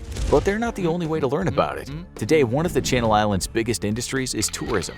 The islands are open to visitors, and most of the most famous Nazi bunkers have been cleaned out of anything dangerous and are open to tourists. Historian Dan Snow put out a documentary as he traveled the length of Guernsey, visiting Hitler's island fortress and sharing tales of the Second World War. A German occupation museum stands in Le Huard, offering a look into artifacts and communications from the occupation era. His whole trip consisted of a 6-day itinerary, much of which can be covered by daring visitors. But not all the secrets of the Nazi occupation have yet been uncovered. It was early 2020 when Snow's documentary crew explored a bunker that had only recently been uncovered and renovated. It was even filled with the original bunks for the soldiers stationed there, and the walls were painted with murals from the men who lived underground. There were places reserved for pictures of high-ranking German officials, including Hitler himself. Even today, over 70 years since the war, Hitler's island megafortress continues to give up its secrets. While the occupation lasted only 5 years, the fortress was built to last, and historians of the war will likely be making new discoveries for decades to come. Hermann Göring puts down a needle that was once filled with morphine. For a moment, he forgets about all the atrocities and mistakes he's made over the years. Being Hitler's right-hand man has brought him riches and power beyond his wildest dreams. Unfortunately for this high-ranking Nazi officer, all of those mistakes are about to catch up to him. For much of Hitler's rise to power and eventual reign over Germany, there was one man who stood by his side. This man murdered and bribed his way to the top and committed countless crimes against humanity in the name of the Nazi Party. This man was Hermann Göring, and Hitler adored him to the point that he made Göring his successor as leader of Germany. But things didn't go according to plan for Göring, and toward the end of World War II, he found his Führer despised him more than anyone else. What did Göring do to fall out of favor with his good friend Hitler? Let's find out. Hermann Göring was born to an upper-class Bavarian family. He spent most of his childhood exploring castles and the Austrian countryside. However, Göring apparently was a troublemaker from a young age, as his parents shipped him off to military school as soon as he was old enough. Just as Göring was about to graduate, World War I broke out. He joined the infamous Flying Circus. With its brightly colored planes and ability to seemingly travel wherever Allied forces were deployed, Göring was credited with shooting down 22 aircraft during the First World War and became a highly decorated war hero by the time it ended. However, this notoriety would not last long, as he was about to find himself exiled from the very country he fought to protect. With the threat of communism looming on the horizon and the devastation of the German economy following the war, Göring, like many, believed it was time for a change in leadership. Many Germans were angered by what they felt were unfair concessions the country had to pay and crippling sanctions that left the average German citizen struggling to survive. Göring firmly believed that the only way that Germany would return to its former glory was through the Nazi Party. In 1922, Göring first met Hitler at a rally protesting against the Treaty of Versailles and how the current leadership was handling things in Germany. He was so enthralled with Adolf Hitler's speech and ideas that he immediately knew this man would be the future leader of Germany. He decided to throw his support behind the angry man with the little mustache and never look back. On November 8, 1923, Göring participated in the Beer Hall Putsch with thousands of other Nazi Party members. The plan was to overthrow the government, but they failed miserably. During the chaos, something happened to Göring that would lead to lifelong drug addiction and mental instability. Adolf Hitler and General Quartermeister Erich Ludendorff led Nazi supporters as they fought to take control of the government in Munich. However, before they could reach the center of the city, they were stopped by the police, who had been dispatched to stop the insurrection. Most of the Nazi Party members were unarmed, but knew if they could get past the blockade, they might be able to complete their hostile takeover. The police opened fire and sent the Nazis running. 16 Nazi Party members and 4 police officers were killed during the chaos. Göring was fleeing the scene when he was shot in the leg. He couldn't go to a hospital in Germany, as he would have likely been arrested for his involvement in the Beer Hall Putsch, so he fled to Austria, where he likely received his first dose of morphine to dull the pain of the gunshot wound. It was this first injection that opened the doors for Göring's lifelong addiction to the painkiller. Whether it was because of the pain or the disappointment that came after the Nazi Party was unable to secure power, Göring quickly started abusing the drug. This led to mental instability and sudden violent changes to his personality. Eventually, Göring found himself in a Swedish mental asylum after local authorities picked him up for disturbing the peace. They tried to help Göring get his mood swings under control at the Swedish institution by keeping him off morphine. The doctors there might have been initially successful, but his sobriety didn't last long. In hindsight, it would have been better for everyone if they just kept him locked up, but unfortunately, that's not what happened. In 1927, Göring received word that anyone who was involved in the Beer Hall Putsch was granted amnesty by the German government. He could now return home.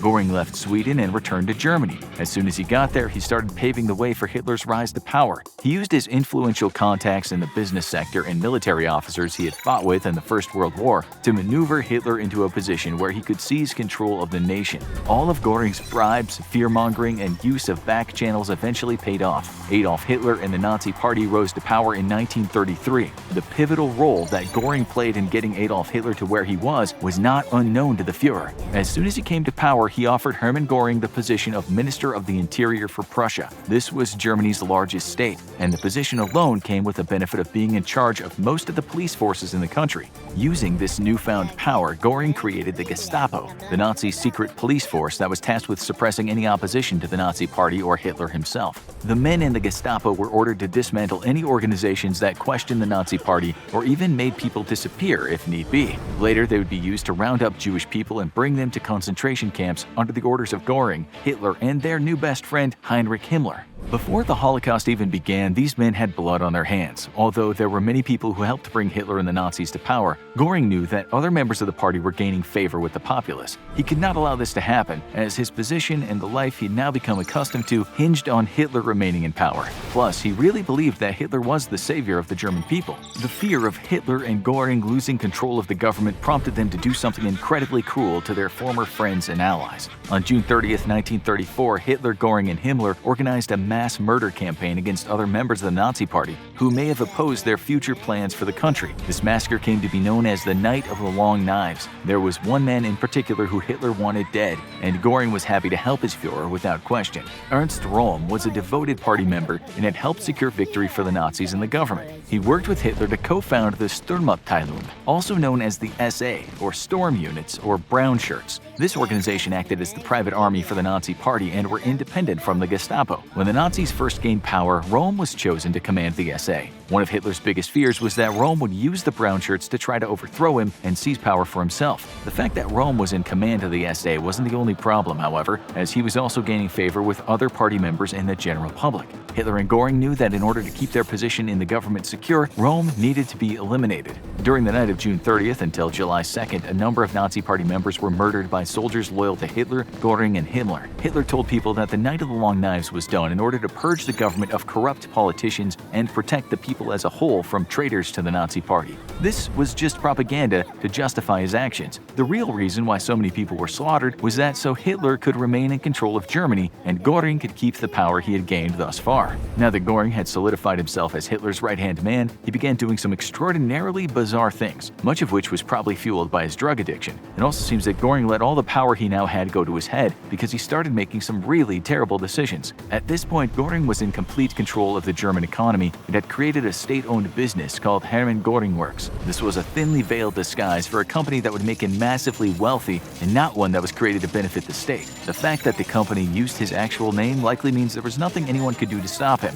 The main objective of Hermann Göring Works was to start ramping up the production of war machines and weapons. 700,000 new jobs were created for German citizens, which would also aid the Nazi Party in the coming years as they prepared for World War II. While Hermann Göring Works seemed to benefit the people and the country over time, Göring was reaping the benefits from day one. He could now use his money to buy eccentric pieces of art, real estate, and most importantly, drugs. He purchased a mansion just for hunting and throwing parties. We assumed this estate was just for hunting regular game like deer or ducks, but we wouldn't put it past Göring to go hunting for other things, such as humans. There's no knowing what this crazy Nazi would do behind closed doors while pumped full of morphine. At his mansion, Göring would organize banquets and feasts for head Nazi Party members and businessmen. There would be wine and beer flowing into every glass and expensive cuts of meat that never seemed to end. This continued even while World War II raged on, which goes to show that a German victory sometimes took second place to his own needs. In his estate, Göring displayed the works of art that he had stolen from museums around Europe. He also had a large collection of artworks that had been taken from Jewish families after they were arrested and brought to concentration camps. Needless to say, Hermann Göring was not a nice man, and Hitler would soon find out that he wasn't qualified to hold the position of power within the Third Reich that had been bestowed upon him. It was clear to Nazi Party members and other people who got to know Göring that there was something a little bit off about him. Göring was said to have changed outfits at least 5 times a day and always accessorized himself with medals and jewelry, many of which were not actually his. He also was seen donning medieval hunting uniforms and togas that looked like they'd come straight out of ancient Rome. The crazy part was that the German masses actually seemed to like Göring, and it's thought that they saw him as more accessible than Hitler, although if they'd known what he did in secret, they might have changed their minds. However, between all the parties, drugs, and extravagances that Göring enjoyed came some issues. For one thing, Göring started gaining a lot of weight, which along with his drug addiction led to some health problems. He was also prone to mood swings as the morphine changed his brain chemistry and sent him into withdrawals whenever he hadn't had a hit in a while. This turned some members of the party and German citizens against him, but since he had the support of the Führer, there wasn't much anyone could do about him. Despite these problems and his busy social life, Göring still played a major role in the mass genocide of the Jewish people. On November 9, 1938, Göring, along with another infamous Nazi war criminal, Josef Goebbels, launched the Kristallnacht program, or Night of the Broken Glass. This was the beginning of the nightmare that would become the Holocaust for the Jewish people. Göring first fined the Jewish community 1 billion marks, which ensured any Jewish business or person could no longer influence the economy. It was a way to seize control of the Jewish companies and their owners, which many Germans thought were one of the reasons life had become so hard. Hitler and the Nazi Party had been spreading endless propaganda that the German struggle was a direct result of the Jewish people. This obviously wasn't true and was just a delusion that the Nazis had concocted, but the people wanted a scapegoat, and unfortunately the Jewish people were it. The state then repossessed all Jewish property and began placing the Jewish people in ghettos before they eventually moved to the next phase of their plan. Jewish children were banned from going to school, Jewish families were segregated and kept out of parks and other public spaces. After a few days of imposing oppressive laws, Göring took the atrocities up another notch. He announced that the final reckoning with the Jews had been reached. He then gave the order for the Gestapo and the SA to carry out all preparations with regard to a general solution of the Jewish question in those territories of Europe which are under German influence. We all know what came next as a result of Göring's orders. World War II and the Holocaust were about to begin.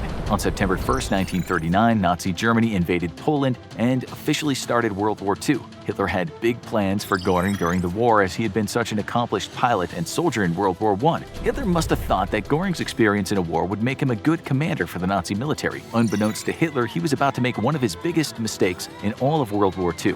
On the same day that Germany invaded Poland, Hitler made Göring his successor if anything happened to him during the war. Hitler also bestowed upon him the special title of Reichsmarschall, which meant that Göring was now in charge of the entire German military. This decision would end up benefiting the Allies more than Hitler or the Nazis. Göring may have been a good pilot, but he was a really bad strategist and military leader. Perhaps Göring's biggest mistake during World War II was how he mishandled the Luftwaffe on multiple occasions. Hitler probably thought that since Göring was a decorated World War I pilot, he could be trusted to use the German Air Force effectively. However, time and time again, Göring would send the Luftwaffe squadrons to the wrong locations or order attacks that had no strategic advantage. However, Göring's biggest military mistake and what led to him losing almost all favor with Hitler was how he handled the air offensive against Britain. In 1940, the only country that still posed any threat to Germany was Great Britain. Although they were across the English Channel, they were slowly gearing up for an invasion, and the Brits had a formidable navy and air force. It was Göring's job to use the Luftwaffe to carry out bombing runs on the British enemy.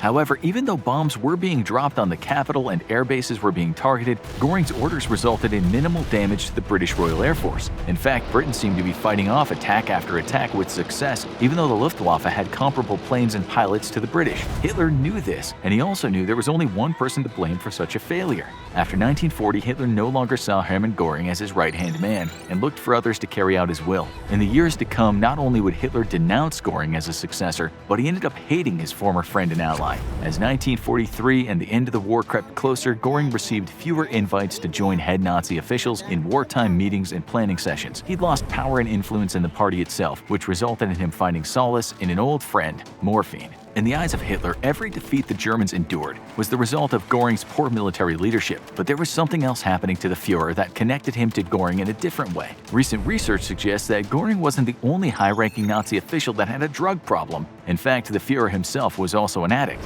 As World War II continued and it seemed more and more like the Allies would be victorious, Adolf Hitler began to rely heavily on drugs to keep going. His mental and physical health had started to deteriorate as a result of the stress of trying to win the war and carry out a massive genocide simultaneously. By the time Hitler found himself in a Berlin bunker with Allied forces closing in on all sides, he was addicted to numerous drugs. It was reported that in the last few days before he took his own life, Hitler had withdrawal symptoms such as trembling and the sweats. However, there weren't enough drugs in the world to help Hitler or Göring win the war. Toward the end, they were both addicts. The Führer had lost hope and was content with getting high in his Berlin bunker before taking his own life. And even though Hitler thought he had made it clear that he no longer trusted or wanted Göring to be his successor, Göring himself missed the memo. After Hitler locked himself in the bunker, Göring thought he now ran Germany. This was not actually the case. It would seem that Göring had no idea Hitler was even upset with him. When he received word that the Führer was relinquishing his power to the next in command, Göring was so sure he was about to become the leader of Germany that he started giving orders and planning his next course of action.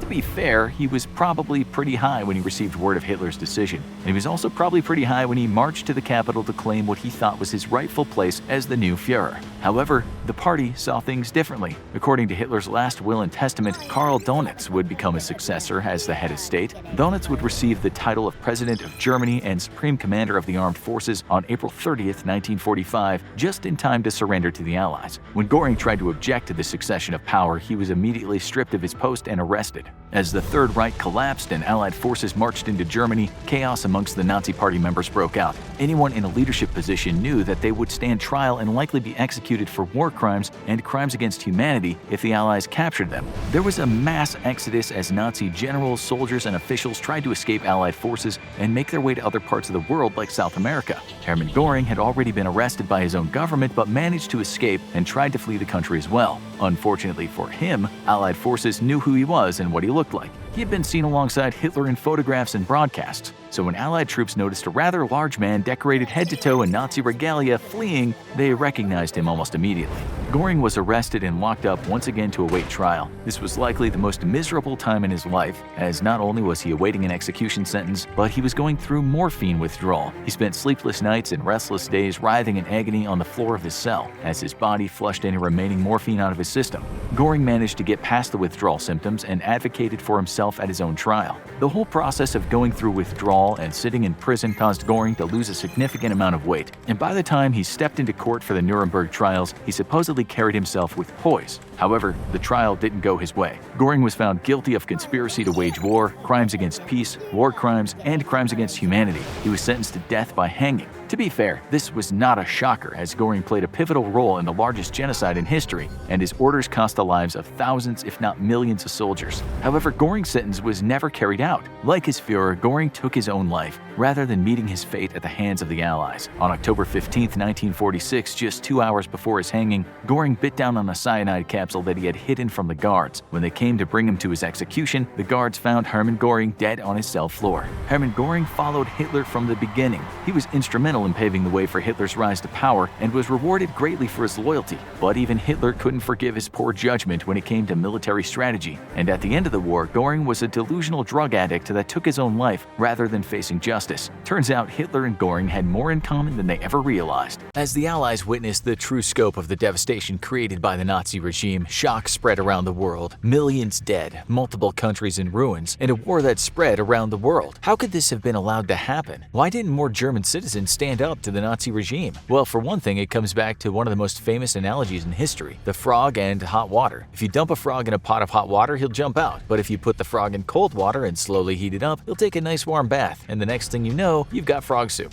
The Nazis didn't take power immediately and start herding people into the death camps. They built their power slowly and built a network of support and propaganda that made it difficult for people to see just how badly things were going. To make matters worse, they didn't even take power through normal means. The Nazis didn't win an election outright to take power, and their early years were messy. Hitler originally started as a crackpot far-right activist who joined the German Workers' Party. These early years, just after World War I, were characterized by violence, and Hitler was even sent to prison briefly for attempting a coup in the famous beer hall putsch. He got a relatively light sentence, with many of the people in power viewing him as a harmless nut, not wanting to give him more attention. Needless to say, that didn't go well. He spent that time in prison writing Mein Kampf and rededicated himself to gaining power through legal means, and he found a population that was ripe for filling with popular rage. Why was Germany at the time so angry? The Treaty of Versailles, which ended World War I, was massively skewed to punish Germany for its role in starting the war. It left Germany in dire economic straits. But the people had no way to take their anger out on the powers responsible. That led many people to seek convenient scapegoats, and Hitler was more than willing to provide them. And that led to one of the most successful ways Hitler minimized opposition: propaganda. Even before Hitler took power, he was working to increase anti-Semitism and populist rage in Germany and to paint himself as the only solution. Mein Kampf was full of commentary on how effective propaganda is, and when he came out of prison, Hitler went about winning the hearts and minds of Germany. He established a daily newspaper in 1925 1935, picked the notorious Joseph Goebbels as his head of party propaganda and led protests designed to rouse the German patriotic spirit. He even succeeded in getting the acclaimed anti-war film All Quiet on the Western Front banned. But with all things Hitler, there was an even darker edge. Much of the Nazi propaganda was designed to make the citizens see Jewish people as less than human. The notorious paper Der Stürmer, run by anti-Semite Julius Streicher, was known for its extreme caricatures and calls for violence. The propaganda film Judge Seuss was a massive success in Germany, and its portrayal of a historical Jewish figure as a sinister figure infiltrating a European court led German citizens to mistrust their own Jewish neighbors. The propaganda was so extreme that people involved in the movie were put on trial after the war, and Streicher became one of the only non-party figures executed at Nuremberg. And Hitler never let an opportunity go to waste. One of the biggest parts of propaganda is taking advantage of opportunities, or making them. The true story of the Reichstag fire is still not 100% known, but many modern historians believe it to be a false flag created by the regime.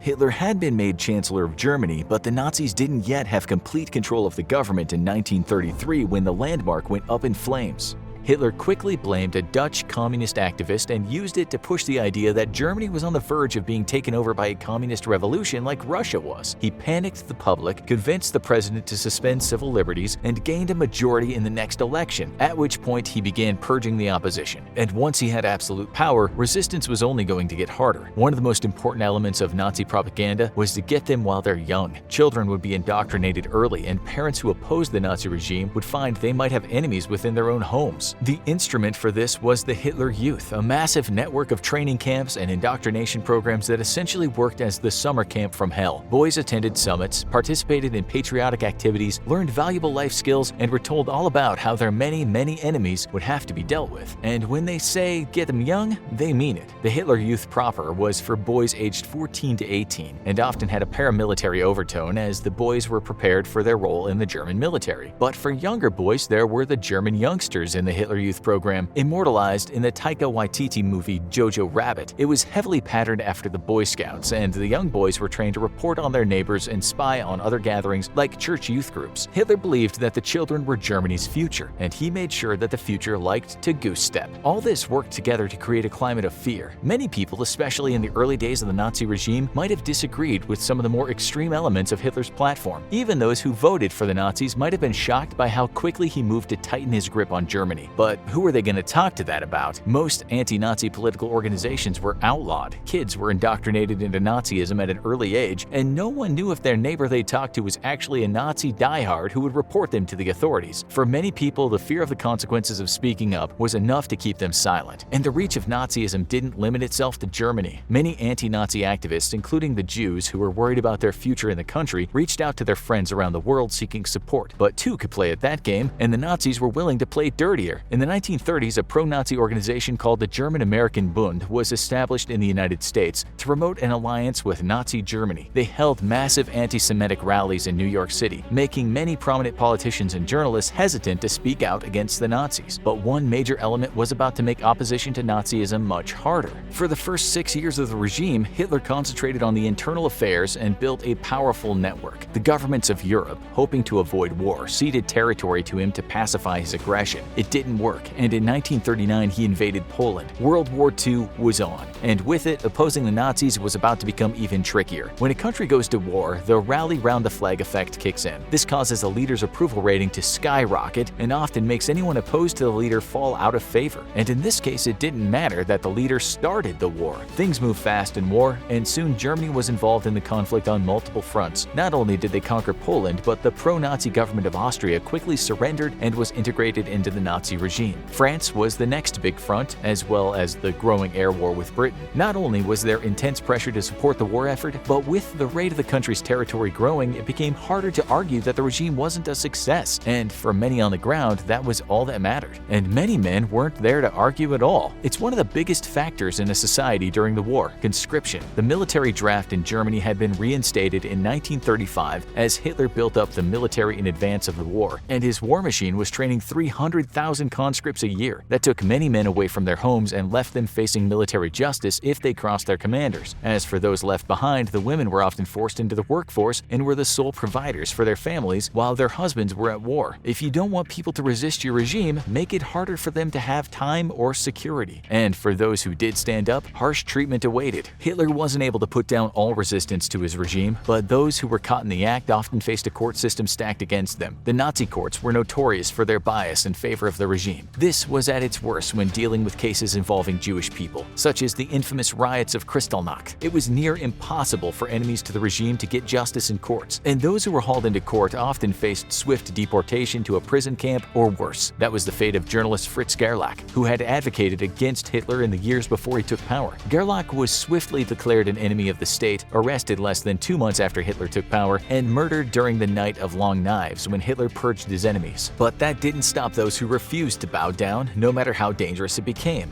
During the early 1940s, a growing anti-Nazi youth movement began in Munich. This gang of intellectuals would become known as the White Rose Movement, and their tactics were peaceful. They launched a campaign of leaflets and graffiti to raise awareness of the brutality of the Nazis and call for peaceful resistance. They were led by the Scholl siblings, Sophie and Hans, and their friend Alexander Schmorl. They operated for 7 months until the Gestapo arrested the ringleaders. So what was the punishment for minor vandalism in Nazi Germany? The Scholl siblings and many of their allies were placed on trial, but the Nazi People's Court was not a place for justice. They weren't allowed to speak in their defense, although that didn't stop Sophie from frequently interrupting the judge. They were convicted in only days and were quickly sent to the guillotine and executed. This had a chilling effect on all the opposition in Nazi Germany, as they knew that even the most peaceful opposition to the regime could earn you a public execution. Many of the resistance in Germany was highly under the radar, and one mistake could get you killed. It often took the form of providing goods to Jewish residents who were banned from participation in public life, and later hiding them from deportation forces that took them to the ghettos and later to the death camps. Houses around Nazi Germany and the nations it occupied became secret hiding places, with refugees staying in attics and basements, often for years, for those who were lucky enough to escape detection. But these saviors weren't always what you'd expect. There are some reports from the time of the Holocaust of people who hid Jews in their homes despite being loyal members of the Nazi Party and even publicly anti-Semitic. Many of them might have been putting on an acceptable public face to avoid suspicion. Many may have even been Nazis originally but couldn't stomach the switch from bigotry to open genocide of their neighbors. Whatever the reasons, these righteous Gentiles often survived by hiding their opposition to the regime, and those who were found out often found themselves on the next train to the camps alongside those they tried to help. There was resistance, but it often took a certain advantage or privilege. After Hitler consolidated power, open opposition to the regime was usually a one-way ticket to imprisonment or death. For the people on the ground, the only way to help was usually under the cover of darkness. But other more powerful figures took advantage of their position. Chiune Sugihara, a Japanese diplomat, was able to print visas for hundreds of Jewish people to come to Japan and escape Nazi persecution. Industrialist Oskar Schindler arranged for Jewish prisoners to work in his factories as slave labor, thus sparing them from the gas chambers. The opposition to Nazism was running uphill from the start, as Hitler had the power of propaganda and anger on his side. It then became a hopeless fight when he turned the law, military, and the courts in his favor. For many of the regime's opponents, it became a battle to survive the era, and most were scared out of playing an active role in the resistance. Ultimately, it would take the entire Allied forces to bring Hitler's rule to a much-deserved end. For nearly 4 years, Hitler has held an ironclad grip on Europe. To maintain that grip, he's poured a vast wealth of Germany's resources into building the Atlantic Wall, the greatest defensive fortification in history to that point. On June 6, 1944, American and British troops leading an international contingent of free nations will smash through that defense in just one single day. Operation Overlord, the greatest amphibious assault in history, starts well before that fateful day, however. The first step in freeing Europe takes place months before the actual attack. The Allies desperately need to mislead the Nazis as to the true location of the invasion, so that the German army will move defensive maneuver units out of position. To accomplish this, the British and American intelligence services conduct a carefully orchestrated two-pronged campaign of deception and subterfuge. Operation Fortitude was designed to convince the Germans that the Allies would send an attack into Norway in order to deny Hitler much-needed coal and iron resources. Fortitude South, meanwhile, worked to fool the Germans into believing the Allies' assault in France would come in Pas-de-Calais, which geographically was the preferable site anyway. For their part, the Germans were confident that they would see through any Allied deception thanks to a large ring of spies and informants operating inside Britain. What the Germans didn't realize was that the British had thoroughly penetrated the network, and most importantly, the head of it, a Spaniard by the name of Juan Pujol Garcia, was actually working as a double agent. Garcia carefully worked to convince the Germans that the Allies were indeed planning on assaulting Pas-de-Calais. Juan Pujol Garcia's deception would save tens of thousands of Allied lives. The Germans moved large amounts of manpower and equipment to Pas-de-Calais and to Norway, where coastal fortifications are tripled. In charge of the coastal defenses is the infamous Field Marshal Rommel, whom despite his defeat in Africa is still one of Hitler's most respected generals. However, Rommel and General Leo Gehr von Schweppenberg, commander of Panzer Group West, are at odds over how to deploy the critical German armored reserves. Rommel believes the tanks should be kept as close to the beaches as possible in order to crush an Allied landing on site. Schweppenberg instead believes that the tanks should be kept around Paris and dispatched only when the main Allied beachhead was officially identified. With overwhelming Allied air superiority, Rommel believes this to be a critical mistake, as tanks and infantry will not be able to easily move long distances once the fighting starts. In the end, Hitler makes a fateful decision. He grants Rommel command over 3 tank divisions, and another 3 are left under Schweppenberg. Hitler will himself command the remaining 4 divisions, making up the strategic reserve. Without realizing it, Hitler has just made one of the greatest strategic blunders in military history. At 0000 hours on June 6th, Operation Overlord begins. An air armada of 1,200 transports and towed gliders fly low over the waters of the English Channel to avoid detection before pulling up for altitude.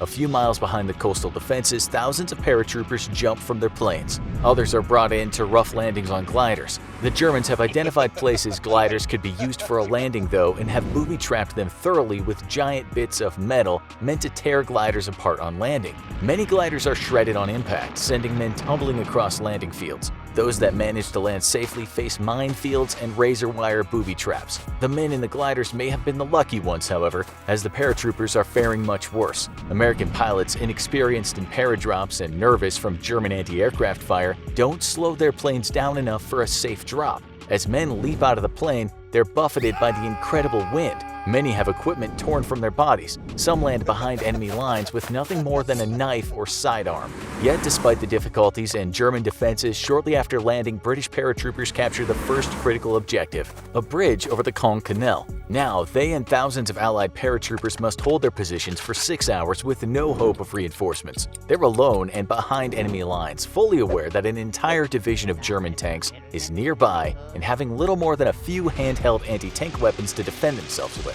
The paratrooper assault manages to cut off German supply and reinforcement routes, but more importantly, the paratroopers will ensure that the landing forces have secure and quick routes out of the beaches once the coastal defenses are neutralized. If they're not dislodged, the German plan to bottle up the Allies on the beaches will fail, and yet no major assault against the paratroopers is ordered. Just a few miles from American positions, an entire division of German troops have started their tanks and sit, waiting for the order to attack.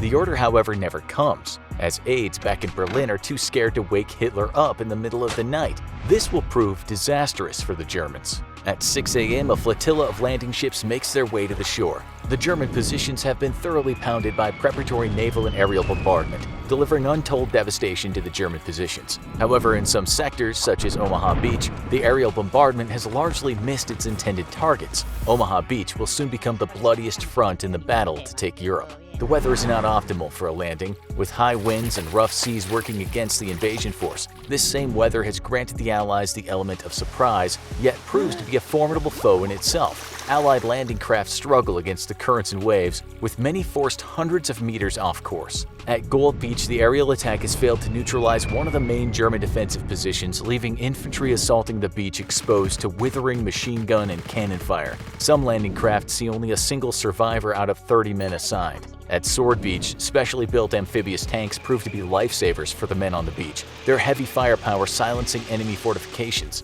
The infantry is able to break out of the beach relatively quickly, though a lack of armor support forces them to limit their advance into enemy lines until more tanks can be safely offloaded.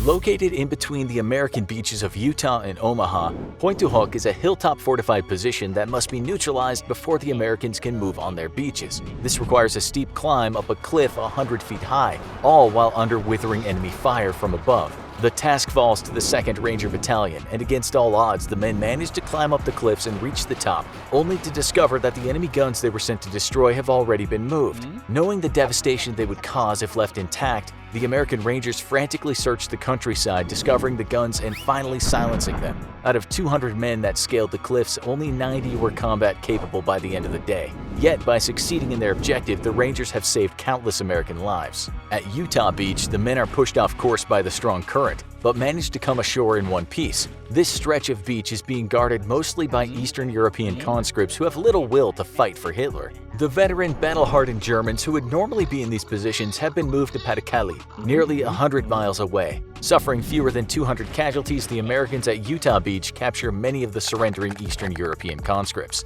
The story couldn't be more different for the troops assaulting Omaha Beach, the bloodiest front on D-Day. Omaha holds the strongest fortifications, and while the Allies expected only a single regiment to be defending the sector, the Axis has moved an entire division there. To complicate matters even further, strong currents either delay the landing craft or push them far off course, completely eliminating the element of surprise. As the ramps of the first landing craft drop into the water, a storm of bullets meets the infantry trying desperately to disembark. Many men drown before even getting to the beach, weighed down by their heavy equipment. The tide has begun to come in faster than expected, and in large stretches of the beach, huge deep lagoons await the men a few dozen meters from the shoreline. The troops here must cross these, and a further 300 to 400 meters of barren beach, giving the German machine gunners a perfectly unobstructed field of fire from the cliffs above. The casualties are horrendous, and it becomes clear that if something is not done immediately, Omaha Beach and all the men on it will be lost. Out at sea, American destroyers are desperately trying to assist the infantry on Omaha, but thick clouds of smoke make it completely impossible to fire accurately. The German fortifications are so well built that if even a shell finds its target, the thick concrete roof will render it almost completely ineffective. One destroyer captain makes a fateful decision. He orders his ship to head closer to the beach. He'll get close enough to see through the smoke and be able to target the German bunkers. The action threatens to force the ship aground in the dangerously shallow waters, but at last the destroyer is able to see through the thick smoke. Leveling its guns, the destroyer unleashes a devastating volley onto a German fortification, striking it head-on rather than top-down. Moments later, all that's left is a smoking ruin. Following suit, other destroyers risk running themselves aground and steam in close to the beach in order to support the infantry. The move turns out to be a lifesaver for the men on the beach, and many of the German positions are silenced. As the Allied troops begin to break out of the beachheads, the expected German counterattack never comes. Hitler has been so convinced that the real Allied assault will come in Patakali that he refuses to allow most of the mobile reserves to be committed to the fight. This seals Germany's fate, as after 3 days of fierce fighting, nearly 200,000 Allied troops have now penetrated Hitler's impenetrable fortress Europe. For his part, Hitler remains so convinced that the assault on Normandy is a feint that he keeps the majority of his reserves around Patakali for a whopping 7 weeks. The year is 1936. World War II looms on the horizon. Edward VIII becomes King of England, and 11 months later abdicates the throne. The very next year, this member of the British royal family meets with a newly appointed German Chancellor, Adolf Hitler. Declassified evidence now suggests that Edward VIII might have been closer to members of the Nazi Party than we ever realized. Under the best of circumstances, a duke spending time with Hitler and other Nazi officials is not something the British government would want the world to know about. The fact that a former king and then Duke of Windsor was in communication with Nazis just before World War II would have been devastating. So British and other Allied leaders did the only thing they could. They buried the truth. Until now. We know without a doubt that a meeting between Edward VIII and Adolf Hitler occurred on October 22, 1937. But what did they talk about? And was this member of the royal family a Nazi sympathizer? Edward was no longer king when he met with Hitler. Instead, he was the Duke of Windsor. He remained in the public spotlight as a member of the royal family along with his wife, the Duchess of Windsor, Wallis Simpson. Although no longer king, Edward still had connections and influence in certain aspects of British society.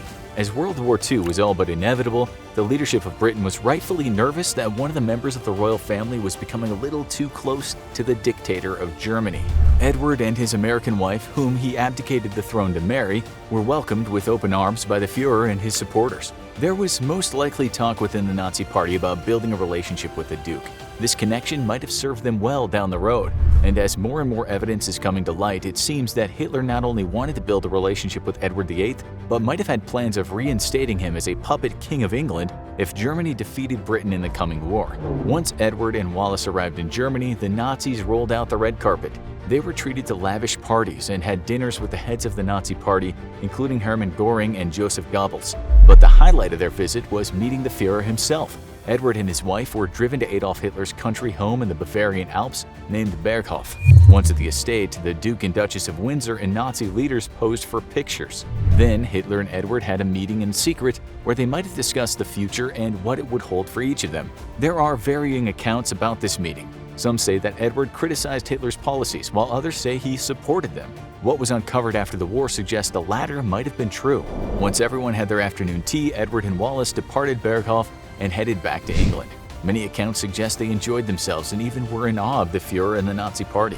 The couple had been in Germany for close to 2 weeks when they arrived at each new destination, and they were greeted by cheering crowds. Many people greeted Edward himself with a Nazi salute. The unsettling thing was that Edward would often return the salute. Obviously, this was not the type of behavior that the British government would want the Duke of Windsor to be engaging in, but it didn't seem like Edward cared. Although the photos and visits with Nazi leaders do not definitively prove that there was a friendship between the Duke of Windsor and Hitler, certain documents recovered at the end of the war might suggest this was the case. But let's start at the beginning, with Edward VIII's childhood.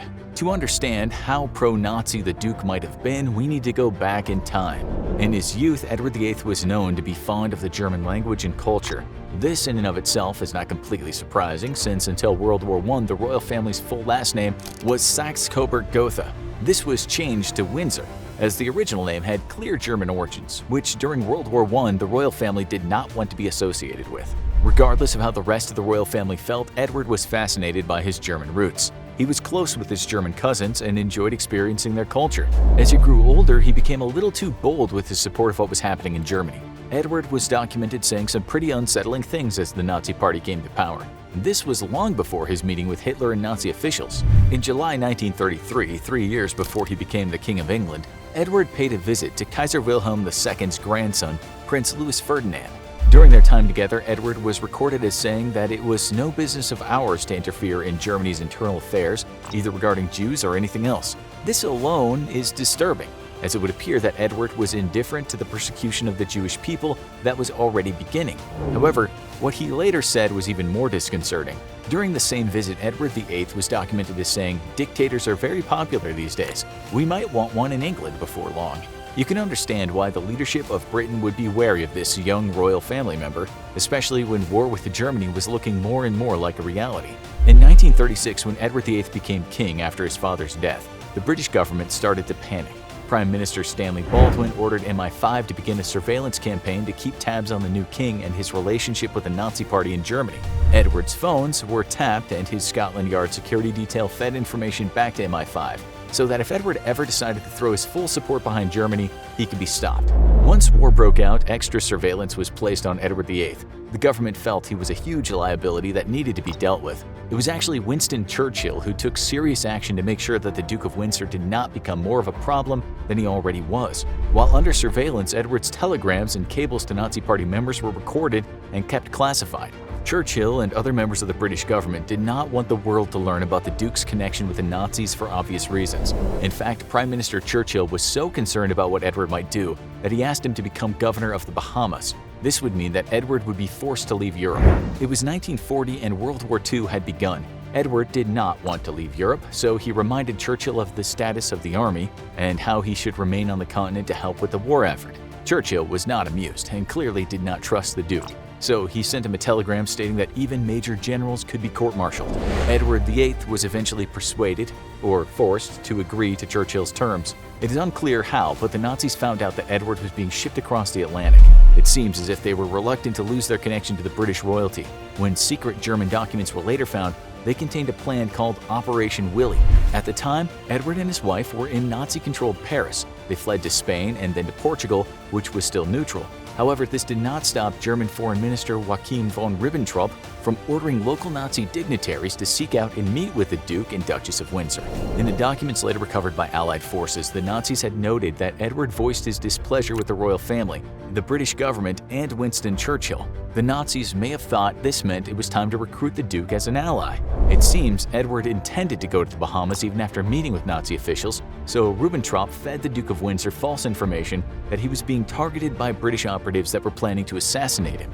The Germans encouraged the royal couple to come back to Spain, where the Nazis could protect them, and if they helped with the war effort, Edward would be placed on the throne of Britain once again.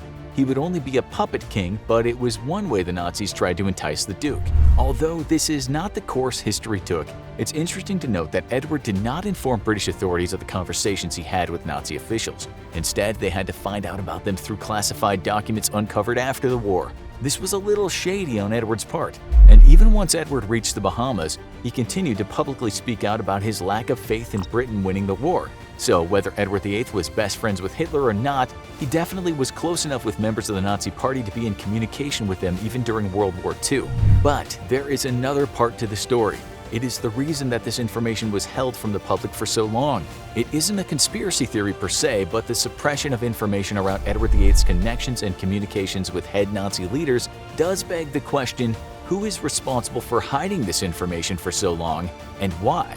Surprisingly, it was not just the British government who wanted to conceal the documents connecting Edward VIII to the Nazis from the world.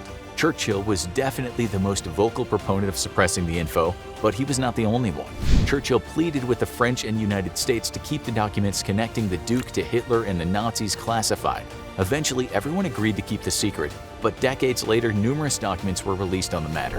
The reasons we know about the connections between Edward VIII and the Nazis is because of the German files found at the end of World War II. One cache of documents discovered at Marburg Castle consisted of around 400 tons of paper. Around 60 of those documents contained what became known as the Windsor File, which included German communications with the Duke and Duchess of Windsor. Recent documents released in 2017 by the British government contain information on how Churchill tried to suppress the Windsor File. He especially did not want the documents containing the communications between the Duke of Windsor and Nazi officials about Operation Willy to be released to the public. The documents also contained information about how Churchill contacted President Dwight D. Eisenhower to convince him to keep the Windsor File classified for 10 to 20 years. We cannot know with absolute certainty if any of the documents in the Windsor File were fabricated to be used as propaganda or blackmail against the British royal family, but many scholars believe that all the files are genuine and that Edward VIII was closer to Hitler and the Nazis than the world knew at the time. It's also clear that Allied leaders such as Churchill and Eisenhower hid the Windsor File from the world, perhaps to distance members of the royal family from the Duke's connection to Nazi Germany. An Allied soldier enters a house. He knows Nazis recently occupied it, and now he's tasked with making sure they didn't leave anything behind. The rest of his squad watches from a distance. This soldier drew the short straw. He must identify if any Nazi booby traps are lurking in the floorboards, doorways, or objects left behind in the building. The soldier slowly pushes the door with the butt of his gun. It creaks open. There's a slight click. He dives for cover, but nothing happens. He takes a deep breath, pushes off the ground, and slowly enters the house. He scans the room for anything that might be a booby trap. Unfortunately, anything that can open, close, or be moved can be rigged to explode by the Nazis. The soldier continues through the house. He sees paintings on the walls that are slightly askew. One's a painting of a young woman who looks eerily similar to his childhood sweetheart, whom he married just before leaving for war. Even the most OCD soldiers leave these paintings alone, as there might be a hidden wire attached to them that could trigger a nearby bomb. The soldier walks across old floorboards. They groan with every step he takes. Then he spots something on the table. It seems like the Nazis vacated this house in a hurry. They left a freshly cooked pot of food on the table. The soldier's been fighting Nazis on the front line for a year. He hasn't had a warm meal in days. He feels that if the Nazis had booby-trapped the house, they would have rigged the door to explode or put a mine under the floorboards. They must have just rushed out to avoid capture. The soldier yells out of the house, "It's all clear." He approaches the army mess tin and sniffs the stew that's inside. He licks his lips as he pulls a rusty spoon from his sack. The soldier plunges the spoon into the stew to see how it tastes. The other men in the squad approach the house. They talk about how nice it'll be to sleep inside tonight. Through the open entryway, they can see the soldier already inside, sticking his spoon into the tin full of stew. The commander of the squad reaches out his hand and yells for the private to stop, but it's too late. As the spoon stirs the pot, it triggers a hidden explosive device concealed on the bottom of the mess tin. The The bomb activates, the explosion rips through the soldier's body, sending his arm flying across the room. The squad is thrown backward as flames spew out of the windows and doorway. Another Allied soldier's been lost to a deadly Nazi booby trap. This type of thing happened over and over again to Allied troops as they pushed Nazi forces back toward Germany. In fact, the Nazis were experts at setting booby traps. By the end of the war, it seemed that Nazi soldiers booby-trapped practically everything they could get their hands on. This was not only dangerous but caused psychological harm to Allied soldiers. Not knowing if a weapons cache or a fallen comrade was booby-trapped to explode led to intense anxiety in Allied troops as they fought to win the war. But Nazis didn't just booby-trap things on the battlefield, they also came up with some sinister ways to make everyday objects deadly as well. Objects like thermoses or oil cans would have hidden triggers and high-powered explosives concealed inside, and this was just the tip of the iceberg. During World War II, MI5 discovered that many of these booby-trap devices were making their way aboard British ships and would detonate while en route to the mainland, slowing down supply shipments and sowing seeds of doubt and fear in soldiers and regular citizens. It was for these reasons that MI5 set up a counter-sabotage unit. Originally, it consisted of only 3 members, a scientist by the name of Victor Rothschild, his secretary Teresa Georgia Mayer, and a police detective inspector Donald Fish. Later, Fish's son Lawrence would join the crew and draw intricate pictures of each of the booby traps they found, with notes on how to defuse devices. Their work would help save countless lives from Nazi booby traps. Imagine opening a candy bar and snapping off a piece of chocolate only to find a piece of canvas inside. As you ponder how the cloth got into your chocolate bar, there's an explosion that blows your hand off and severely burns your face and body. You might survive the initial blast, but the wounds you sustained would almost certainly kill you. This was one of the most devious Nazi booby traps ever devised. Some claim the chocolate bar bomb to be a booby trap that the Nazis created to assassinate British Prime Minister Winston Churchill.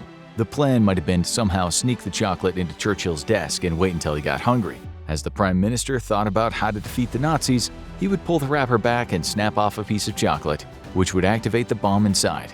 It would then detonate, killing him and anyone else in his office. However, this scenario never seemed likely to occur, as there was no real way to make sure that Winston Churchill would be the one to break off the piece of that fake candy bar. The device itself was made out of steel with a thin covering of chocolate around it. The MI5 team found that once the bar was broken off and the canvas pulled, a timer that would last 7 seconds would start, after which the chocolate bar would explode. It's unknown how many soldiers died as a result of opening exploding chocolate bars during World War II. However, this sinister booby trap was enough to make soldiers wary when they found chocolate or any other food left behind by the Nazis. It also begs the question, did any children or civilians stumble across one of those chocolate bar bombs and unknowingly break off a piece only to die as the fake candy exploded in their hands? Another food that the Nazis booby-trapped was peas. They actually used the legumes in a couple of different deadly ways. A pecan bomb was a simple booby trap. It was basically just a grenade inside of a can. When the can was opened, it would trigger the explosive, and whoever was in the vicinity would be torn apart by shrapnel and fire. This device would have been much more deadly than the chocolate bar bomb, as more explosives could be hidden within the tin can. Some believe that the pecan bomb was designed to assassinate King George VI and wreak havoc in Buckingham Palace. However, this seems highly unlikely. Instead, the Nazi pecan booby trap was probably used in abandoned Nazi hideouts and caches to injure or kill Allied soldiers who were unlucky enough to grab the bomb disguised as a can of peas. That being said, this booby trap legume did find a way to Ireland during World War II. In 1943, Nazi spies disguised themselves as civilians and were dropped off on the coast of Ireland. In their possession were 4 pecan bombs. Rather than going directly to Buckingham Palace or any major Allied target, the Nazis asked around if anyone could put them in touch with the IRA. It's probable the Nazis were looking to strike up an alliance with the militant groups to secure more soldiers for their eventual invasion of Ireland. This would allow them to launch more deadly attacks into Britain. The pecan bombs might have been traveler's samples that were brought by the Nazis to show the IRA how to construct such a device. The Nazis might have hoped that if an alliance couldn't be secured, at least the IRA would be able to cause mayhem using the booby-trapped pecans to weaken Britain's forces there. When the 3 Nazis asked a man in a nearby town if he could put them in touch with the IRA, the Irishman agreed. Little did the Nazis know that he had no intention of bringing them to the IRA. Instead, he led them straight to the police, who arrested the 3 Nazi spies and sent them to be interrogated by the Allied intelligence. But the pecan bomb was not the only Nazi booby trap that used peas. They also designed a timing device that was triggered by the legumes. This was a simple yet highly effective timing mechanism that was practically undetectable by counter-espionage agents and soldiers in the field. Dried peas would be secured in a test tube with a barrier separating them from water. When the device was left undisturbed, the water would leak into the pea portion of the tube, and the peas would instantly start absorbing the water. As the peas filled with liquid, they would expand and push the floating cork toward the top of the device. Once the screws met, they would complete a circuit and detonate whatever explosive device the pea trigger was attached to. The pea timing mechanism would have been hidden away in storage containers or supply crates. Once the test tube was moved, the triggering process would initiate. However, it took a while for the peas to absorb all the water and push the cork up, so the device was used by the Nazis when they wanted a delayed reaction. Perhaps this device would be hidden in a supply cache that the Nazis knew would be loaded onto trucks and brought back to an Allied outpost. The pea timing mechanism would initiate as the supplies were loaded onto the transportation vehicles, but would not detonate until sometime later. If one of these devices found its way to an Allied storehouse before exploding, it could cause a disastrous amount of damage. Booby-trapped food devices seem to be a common theme in Nazi warfare. Allied soldiers had to contend with the Army mess tin bomb, one of the most terrifying Nazi booby traps. War turns men into monsters. The psychological toll of killing or watching those around you die can never be undone. That's why the booby traps that targeted soldiers while they were resting or not engaged in battle could cause the most psychological trauma. Just when a soldier thought it was safe to sit down, take off their helmet, and have a delicious meal of bangers and mash, they could find themselves the victims of another deadly Nazi booby trap. The Army mess tin bomb had a hidden compartment under the false bottom of the pot. When the booby trap tin was used, a timer would be activated. The soldier would unknowingly be eating out of a ticking time bomb. When the timer went off, the highly explosive material crammed into the bottom of the mess tin would explode, sending food and shrapnel flying across the room. A large amount of the explosive material could be crammed into the bottom in one of the fake Army mess tins, making this booby trap deadly for whoever was near it. However, the booby traps employed by the Nazis were not always meant to kill. Many of the devices rigged to explode were contained in canisters that would send shrapnel everywhere. Any soldiers in the vicinity would find themselves wounded or bleeding out due to gashes caused by jagged pieces of metal. This would slow down entire squads and would result in the disruption of Allied plans. Other booby traps were designed to cause as much damage as possible to Allied vehicles and stockpiles. They may not take out Allied soldiers, but they would most certainly cause a loss of resources and disruption to supply lines. For example, the motor oil bomb was a booby-trapped oil canister that would have been hidden alongside other highly flammable materials. The outside of the device would be practically indistinguishable from other oil canisters. This meant that the Nazis could slip them into supply caches, and the booby-trapped canister would make it all the way to an Allied base without being discovered. Once there, the booby-trapped oil canister lid would inevitably be unscrewed during refueling operations and detonate. This would cause a chain reaction as the flames caused by the explosion ignited other oil canisters around it. With one booby-trap oil canister, the Nazis might be able to take out an entire oil supply. It would also cause immense damage to any vehicle around it, along with harming or killing any soldiers nearby.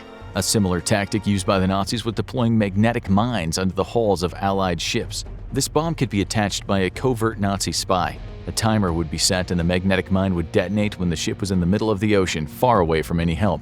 Some of these devices were even fitted with a trigger that caused the mine to detonate if it was discovered and detached from the hull prematurely. This meant that there was a booby trap on the booby trap itself. The Nazis would stop at nothing to disrupt Allied supply routes. This brings us to the worst of the worst Nazi booby traps ever conceived. It should come as no surprise that the minds that concocted a plan for mass genocide would also come up with some insanely terrible booby trapping techniques, but you can't even imagine how terrible some of these next booby traps actually were. Allied soldiers walked through a town ravaged by Nazis. The buildings are in ruins, and there is very little shelter. The summer sun blazes as temperatures rise, and the parched earth cracks under the soldiers' feet. They've been fighting on and off with the Nazis for days, but it seems like they've finally driven them out of the village. The Allies can now make it to their base of operations and launch another offensive deeper into Nazi-controlled territory. What the Allied soldiers don't know is that the Nazis left behind numerous booby traps. It'll be a miracle if any of them make it out of this town alive. The Allies enter the town and find dead bodies that were left behind in the carnage. A fallen Nazi soldier blocks the main road. He's lying face down in the mud. An Allied soldier walks up to the body to check it for information or ammunition. As he turns the body over, his eyes go wide. He turns to his squad and yells to run. The body had been placed on top of a mine, so that when it moved, the explosive would detonate and kill anyone in the vicinity.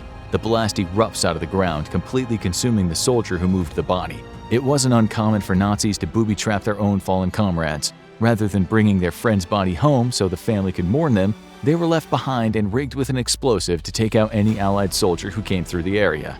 This was a messed up practice, but it gets even worse. Sometimes Nazis would kill an Allied soldier and booby-trap their body. Allied soldiers would be much more likely to rush to the aid of someone on their side and would not be as hesitant to move the body and try to identify who it was. When the body was repositioned, the booby trap would be triggered. The explosion would kill or injure any Allied soldier in the area. The Nazis were ruthless with their booby trapping tactics. They had no remorse for fallen soldiers on either side. The most common booby traps that the Nazis employed used helmets and guns. They knew that Allied soldiers would pick up those objects as they would be useful supplies to have in battle. This meant Allied forces needed to be careful with everything they touched. The Allied soldiers in the town watched in horror as their friend and fellow squadmate was obliterated by the mine placed under the Nazis' dead body. They shake their heads in dismay at the brutality of the Nazi booby traps left behind for them. They grab their squadmates' dog tags and carefully step over the body parts. Crashed into a building is a Nazi jeep. There are rifles lined up along the back end of the vehicle. This seems too good to be true, because it is. The captain of the squad signals for the rest of his troops to hold their positions as he approaches the weapons cache. He looks it over but can't tell if anything's been rigged to explode. He steps away from the weapons and goes behind a crumbling brick wall. He picks up a rock and tosses it at the weapons cache. The guns fall to the ground. Nothing happens. The captain shrugs and begins to step out from behind the rock wall. Suddenly, a bomb detonates from under the jeep, blowing the debris outward. None of the Allied soldiers are injured, but if they'd been near the weapons, the booby trap would have killed them all. They continue on through the town. At the far end of the street is a large house that seems to be completely intact. The Allied soldiers head toward the building. It's getting late and they need to seek shelter for the night. As they proceed down the road, there are discarded supplies. In the middle of the street lays a Nazi helmet. Without thinking, one of the soldiers kicks it with his foot in disgust. As the helmet lifts off the ground, a pressure lever is released and a mine detonates from under the helmet. The soldier's leg gets blown off. The medic rushes over to help him. He shoots the soldier full of morphine, bandages the stump where his leg once was, and rushes him toward the house to perform emergency surgery. The squad reaches the nearby house. The man who reaches the door first pushes it open. There's a click as a string attached to the doorknob pulls the pin out of a grenade sitting on the table right next to the door. The soldier thinks quickly, grabs the grenade, and throws it out the window across the room. A moment later, the grenade detonates, shattering the windows on the far side of the building. Rigging doors to explode was a common Nazi booby trapping technique.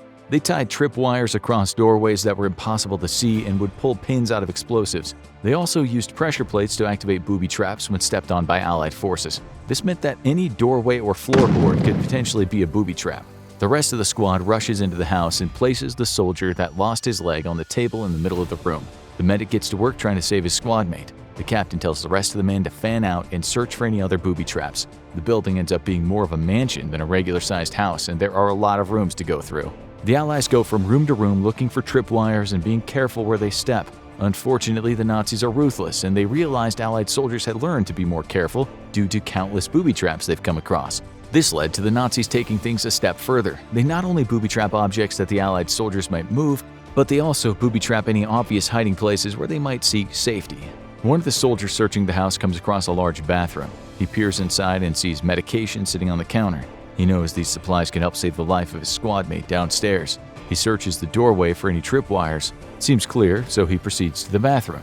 He searches high and low for any signs of booby traps on the medical supplies. They seem to be free of any explosives. The soldier starts gathering up the supplies when one of the bottles falls to the ground. The lid pops off and a small device rolls out. It's a trigger for a fuse. It's a trap. The medicine bottles are filled with explosives. The soldier screams in panic and drops the bottles. He dives into the bathtub and places his hands over his head for protection. The bottles explode. The soldier would have survived the blast within the bathtub if the bottles were the only thing that was booby-trapped in the room. Unfortunately, the Nazis realized this. When the Allied soldier dove into the tub, he knocked a bar of soap off the side of the rim. The Nazis had known someone who recognized the pill bottles were booby-trapped might seek shelter in the tub, so they tied a wire to the bar of soap just in case it was disturbed. When the soldier's foot knocked the bar of soap over the side of the tub, it pulled a wire and an explosive placed under the porcelain bathtub detonated. The soldier is cut in half from the force of the explosion as the bathtub is split in two. The rest of the squad feels the tremors of the explosion and can only pray that one of their friends hasn't died to another Nazi booby trap. But they don't hold their breath. No one was safe from Nazi booby traps, and by the end of the war it seemed like anything could be booby-trapped, and was. It was the Nazis' last-ditch effort to cause as much chaos and mayhem as possible while they retreated back to their homeland. The only limiting factor of what could be booby-trapped was their own imagination, and as you can imagine, the minds of Nazi soldiers were very dark and very twisted.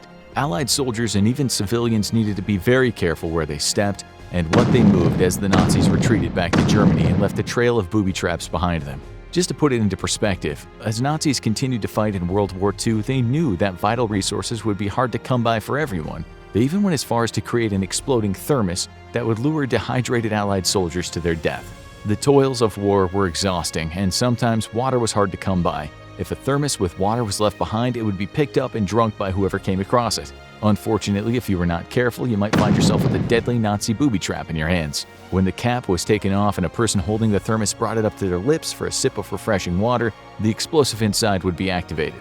With the bomb being so close to their face, this booby trap was almost always deadly. The sad part was that anyone could pick up the thermos, including innocent civilians. This is how it went with the Nazi booby traps. They were designed to cause suffering and destruction while also disrupting Allied supply lines. However, they were also created to cause fear and immobilize soldiers. The Nazis booby-trapped pretty much anything they could get their hands on, and didn't care who ended up triggering them in the end. April 30th, 1945, the Wolf's Lair. The war is lost. Every German soldier and citizen knows this, and nobody feels the sting of impending defeat more bitterly than Adolf Hitler, Führer of the Third and hopefully final Reich. His dreams of a 1,000-year German Reich are over, and with Soviet forces closing in quickly to the east, the Americans and their allies on the west, the noose is literally tightening around Hitler's neck. He'll die for what he's done. There's no doubt about that. If captured by the Soviets, there's no telling what tortures and humiliation await him. He is, after all, the mastermind behind the deaths of millions upon millions of Soviet citizens and soldiers. Then there's the many tens of thousands that were starved, experimented on, or simply executed in his POW camps, all with his direct approval. He nearly brought the Soviet Union to its knees, and now it was out for blood. Entire Soviet units were weathering withering defensive fire and rushing past German units simply to get to Hitler before he could disappear.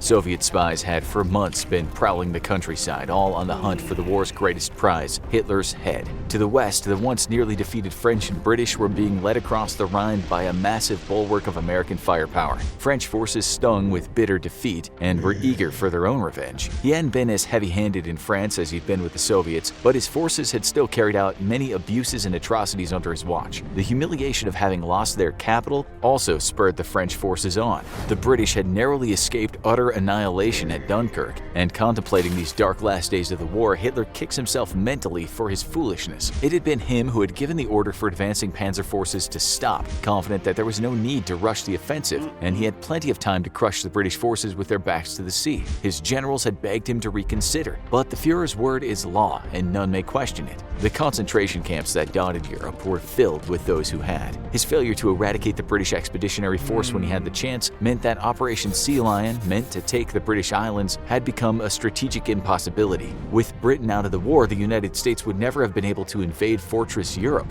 The island nation was absolutely integral for the consolidation of American expeditionary firepower and as a jumping-off point for the invasion. The Americans, perhaps they would be more lenient with him. After all, relatively speaking, he hadn't committed any atrocities against them. It'd been the Japanese who'd given them a good and proper bloody nose. The capture of Tokyo should vent most of their anger. But the Americans were already even now maneuvering for a greater share of the world stage. They'd seen the future and were poised to seize it for themselves. For too long, they'd sat in their hemisphere of the planet, and with the world's greatest empires in ruins, it was their chance to take the reins of global leadership. That meant that they'd have to establish their international legitimacy, which in itself meant one thing: Hitler would be tried and indubitably executed for his crimes. There was no escaping his fate. Or was there? Hitler gathers his two most loyal and remaining aides. Both know the stakes and what will happen if their beloved leader is captured. Secrecy is of the utmost importance. The only other conspirators in on the plot are a dentist, himself a loyal supporter of the Führer, and his beloved Eva Braun.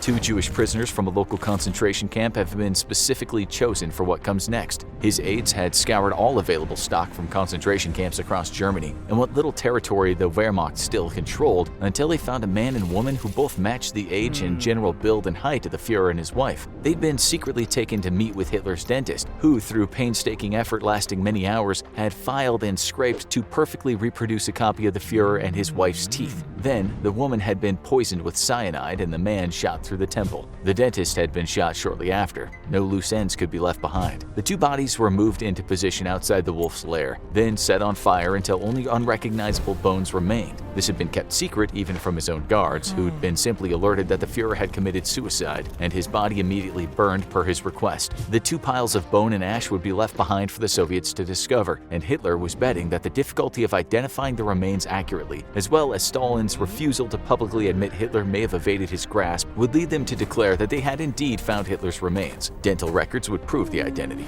Now, Hitler and his wife, wearing disguises, are rushed to a waiting jeep. The exodus of personnel from the Wolf's Lair is the perfect cover for the German Führer to make his escape from the bunker without arousing suspicion. The fanatical SS guards that remained would fight to the death, believing the place to be a place of honor. Or perhaps they'd simply surrender, knowing that the war was truly well and over. It mattered little to Hitler at this point. From the force of Germany, Hitler travels south and into Switzerland. A hefty bribe convinces the border guards to allow the unknown Germans through. High-ranking Germans have been fleeing for weeks now, and bribing Swiss border guards was nothing new. For the guards, it was a chance to enrich themselves, and as long as it was kept quiet, no one would ever be the wiser. Hitler must hurry, though, because his opportunity to escape is quickly closing. He travels across Switzerland and finally into Italy, where they successfully hide amongst streams of refugees pouring across the border. There are still fascist supporters in Italy, stinging from the loss of the war and the murder of Mussolini, and a former Italian intelligence agent meets up with the Führer and his escort, helping them get to the coast. Late at night, outside a small Italian fishing village, the Führer and his escorts fire up a single flare into the sky. A mile off the shore is a German U-boat, on station for the last week.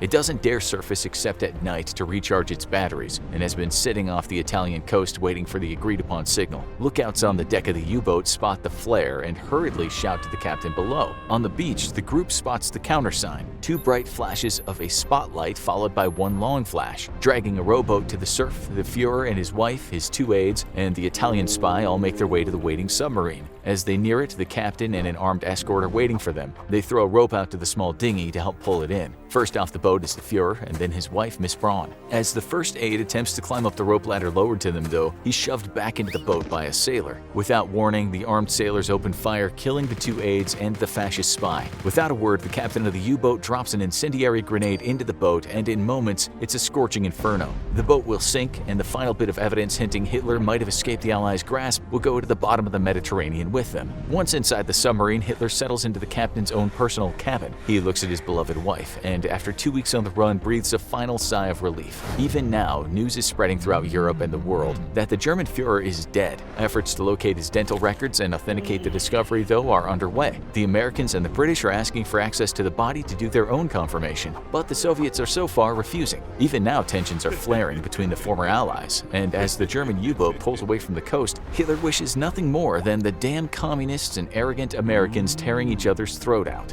Perhaps then he might be able to return. Once the Soviets and the Americans have destroyed each other, Hitler could return from his exile and lead the German people to ultimate triumph over his two weakened armies. He tells his plan to Eva, who smiles in delight, nodding her approval. The thought of his triumphant return and the U-boat captain's warm bed is the first bit of comfort he's had in weeks. Hitler fancies himself a Napoleon as he drifts off to sleep, returning from exile to triumphantly lead his people into the glory he deserves. For the next few days, the U-boat steams beneath the waves as it makes its way to the Strait of Gibraltar. The trip takes longer than usual, as the submarine must carefully avoid Allied vessels and merchant ships of all kinds. By now, the Kriegsmarine has officially surrendered, and the Allies are demanding a full register of all operational U-boats and verifying the surrender of their crews. The last thing they want is a renegade U-boat attempting to earn itself a final bit of revenge by taking on unwary ships with its remaining stores of weapons and fuel. But the real reason is the Allies don't want more senior German leadership slipping through their grasp, spirited away to safety around the globe thanks to the stealthy U-boats. Luckily for Hitler, German military records have been scattered or lost in the chaos of the invasion of Germany, and it'll be time yet before his U-boat's disappearance is noticed. As the submarine approaches the Strait of Gibraltar, though, it enters the most dangerous part of its journey. Here, Allied forces have established a picket of warships for most of the war. Hitler's hope is the crews have been pacified by the victory and not manning their posts as diligently as they should be. Whether that's the case or not, the U-boat successfully moves past the Allied picket, diving to its maximum depth and running almost imperceptibly silently.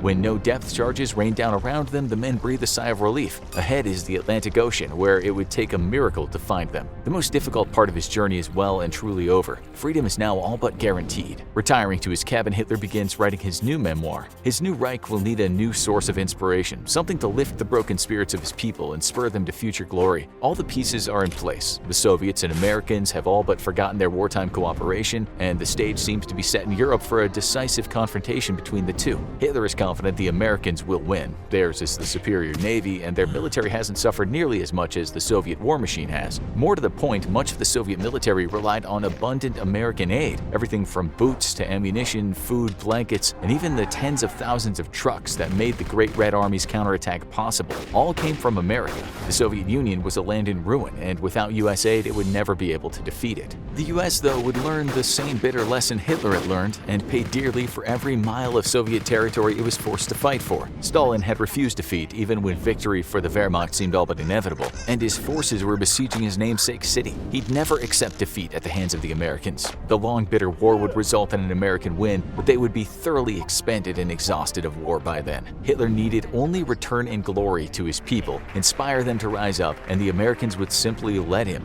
They would never have the stomach or resources to wage yet a third war. Then the gloriously reborn Third Reich would easily annihilate its utterly spent and decimated opponents, claiming Europe for Hitler. But he'd have to bide his time until the moment to strike was at hand.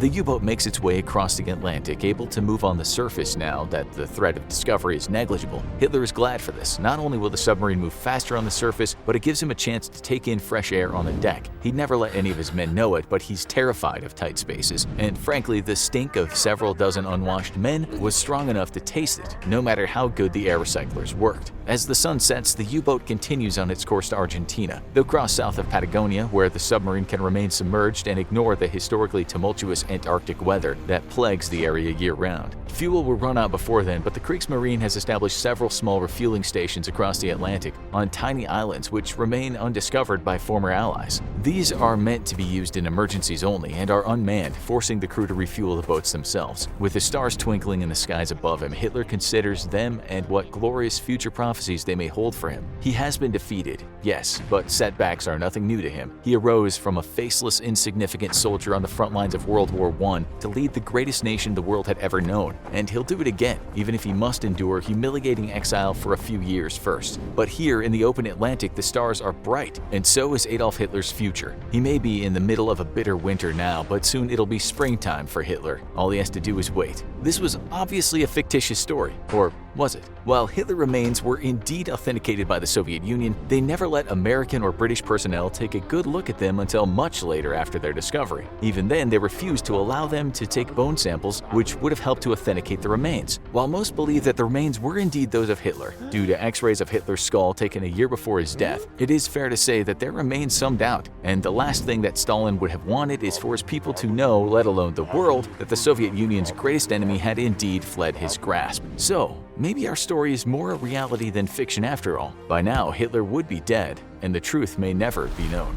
A young Adolf Hitler sits outside a Vienna cafe painting a picture of the building across the street. He is covered in dirt from the ground he slept on the previous night. He's completely broke and homeless. Hatred fills his heart as he receives rejection after rejection from art schools and patrons. No one wants him or his paintings, it seems. In a few years, everything will change. The struggling artist that is Adolf Hitler will transform into a monster, and his art is partially to blame. Before uncovering the secret history of Adolf Hitler's art, let's make something very clear. Adolf Hitler was a terrible person, a genocidal maniac, and the driving force behind the most bloody and brutal war in the 20th century. He has no redeeming qualities, and there is no excuse to justify the atrocities he committed in World War II. We will be exploring his early life and art career not to humanize the man, but to understand his shortcomings and examine his art career. Hitler was born out of wedlock on April 20th, 1889, in Braunau am Inn, Austria, to his mother Maria Anna Schicklgruber. He was baptized Catholic, although he would denounce all organized religions and only worship the state once he started his reign of terror. His father, Alois Hitler, was a customs official, which is the career he wanted for his son. However, Hitler had other plans, and they all hinged on the death of his father. In 1898, Hitler's family moved to Linz, Austria. It was there that Adolf Hitler was educated, or at least took classes, as he never finished school. By some accounts, Adolf Hitler was a nightmare child who was constantly disruptive and wouldn't follow directions. He wasn't very intelligent, or at least he didn't care enough to try very hard in school. This would eventually lead to him pursuing alternate paths throughout his life. Hitler and his father rarely saw eye to eye when discussing his future. All Hitler wanted to do was paint and be an artist. His father was much more practical and forced his son to go to secondary school so he could eventually work for Habsburg civil service.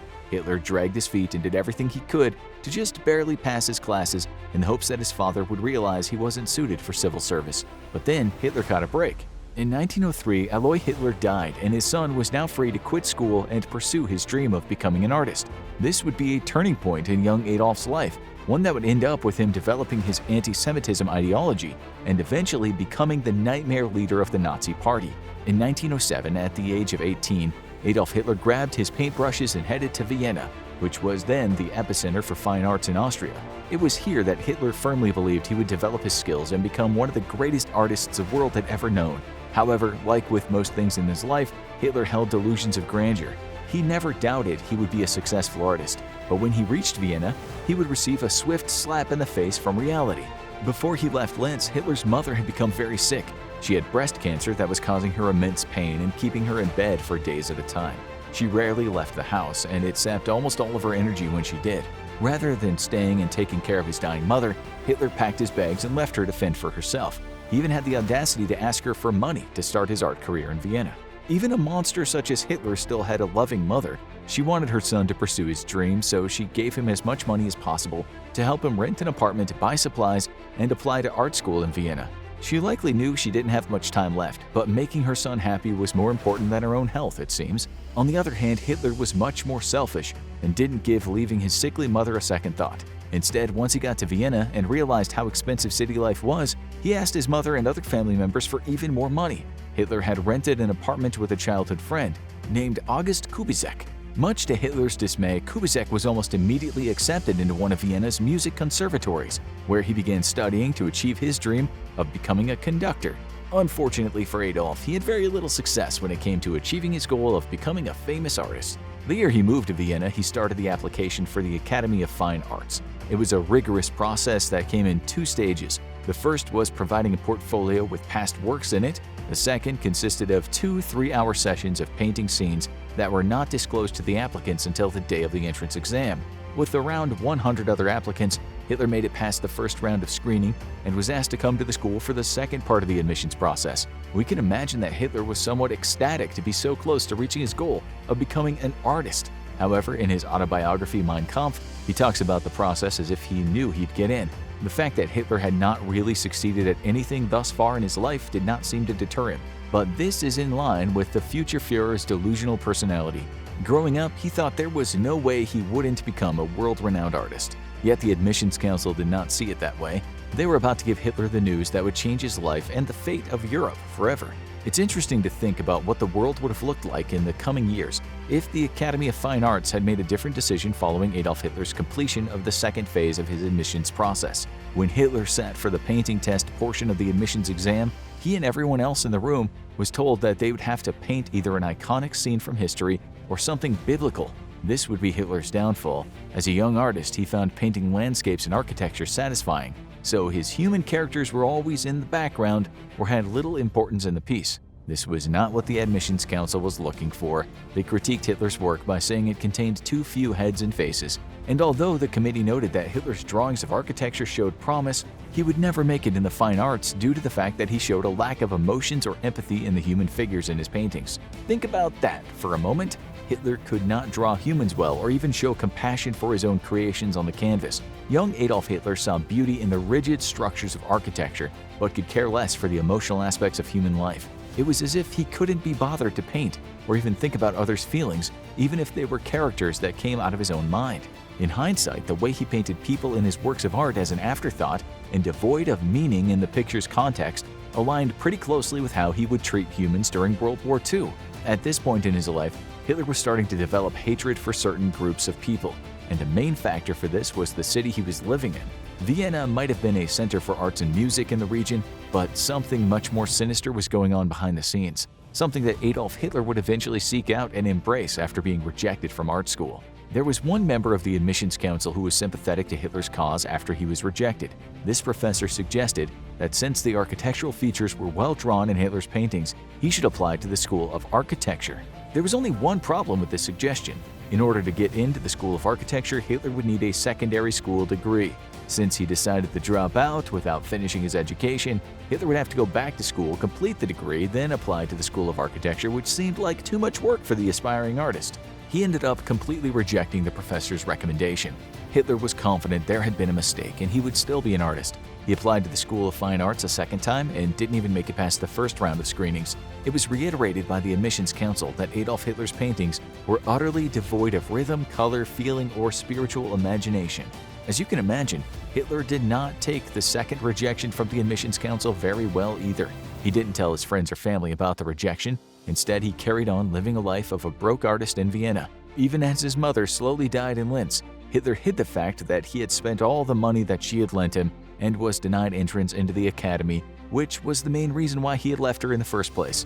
Maria Anna Schicklgruber passed away in December of 1907, just before her son received his second rejection letter from the admissions council.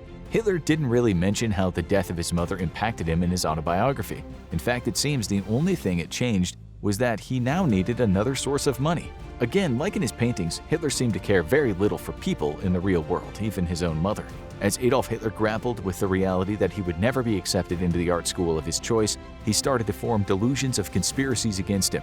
He thought perhaps the admissions board was rigged, or maybe even Jews sat on the council itself. Before coming to Vienna, Hitler had come across anti-Semitic ideas in Linz, but there would be a couple of key players from this part of the country who would influence him to eventually become a genocidal maniac.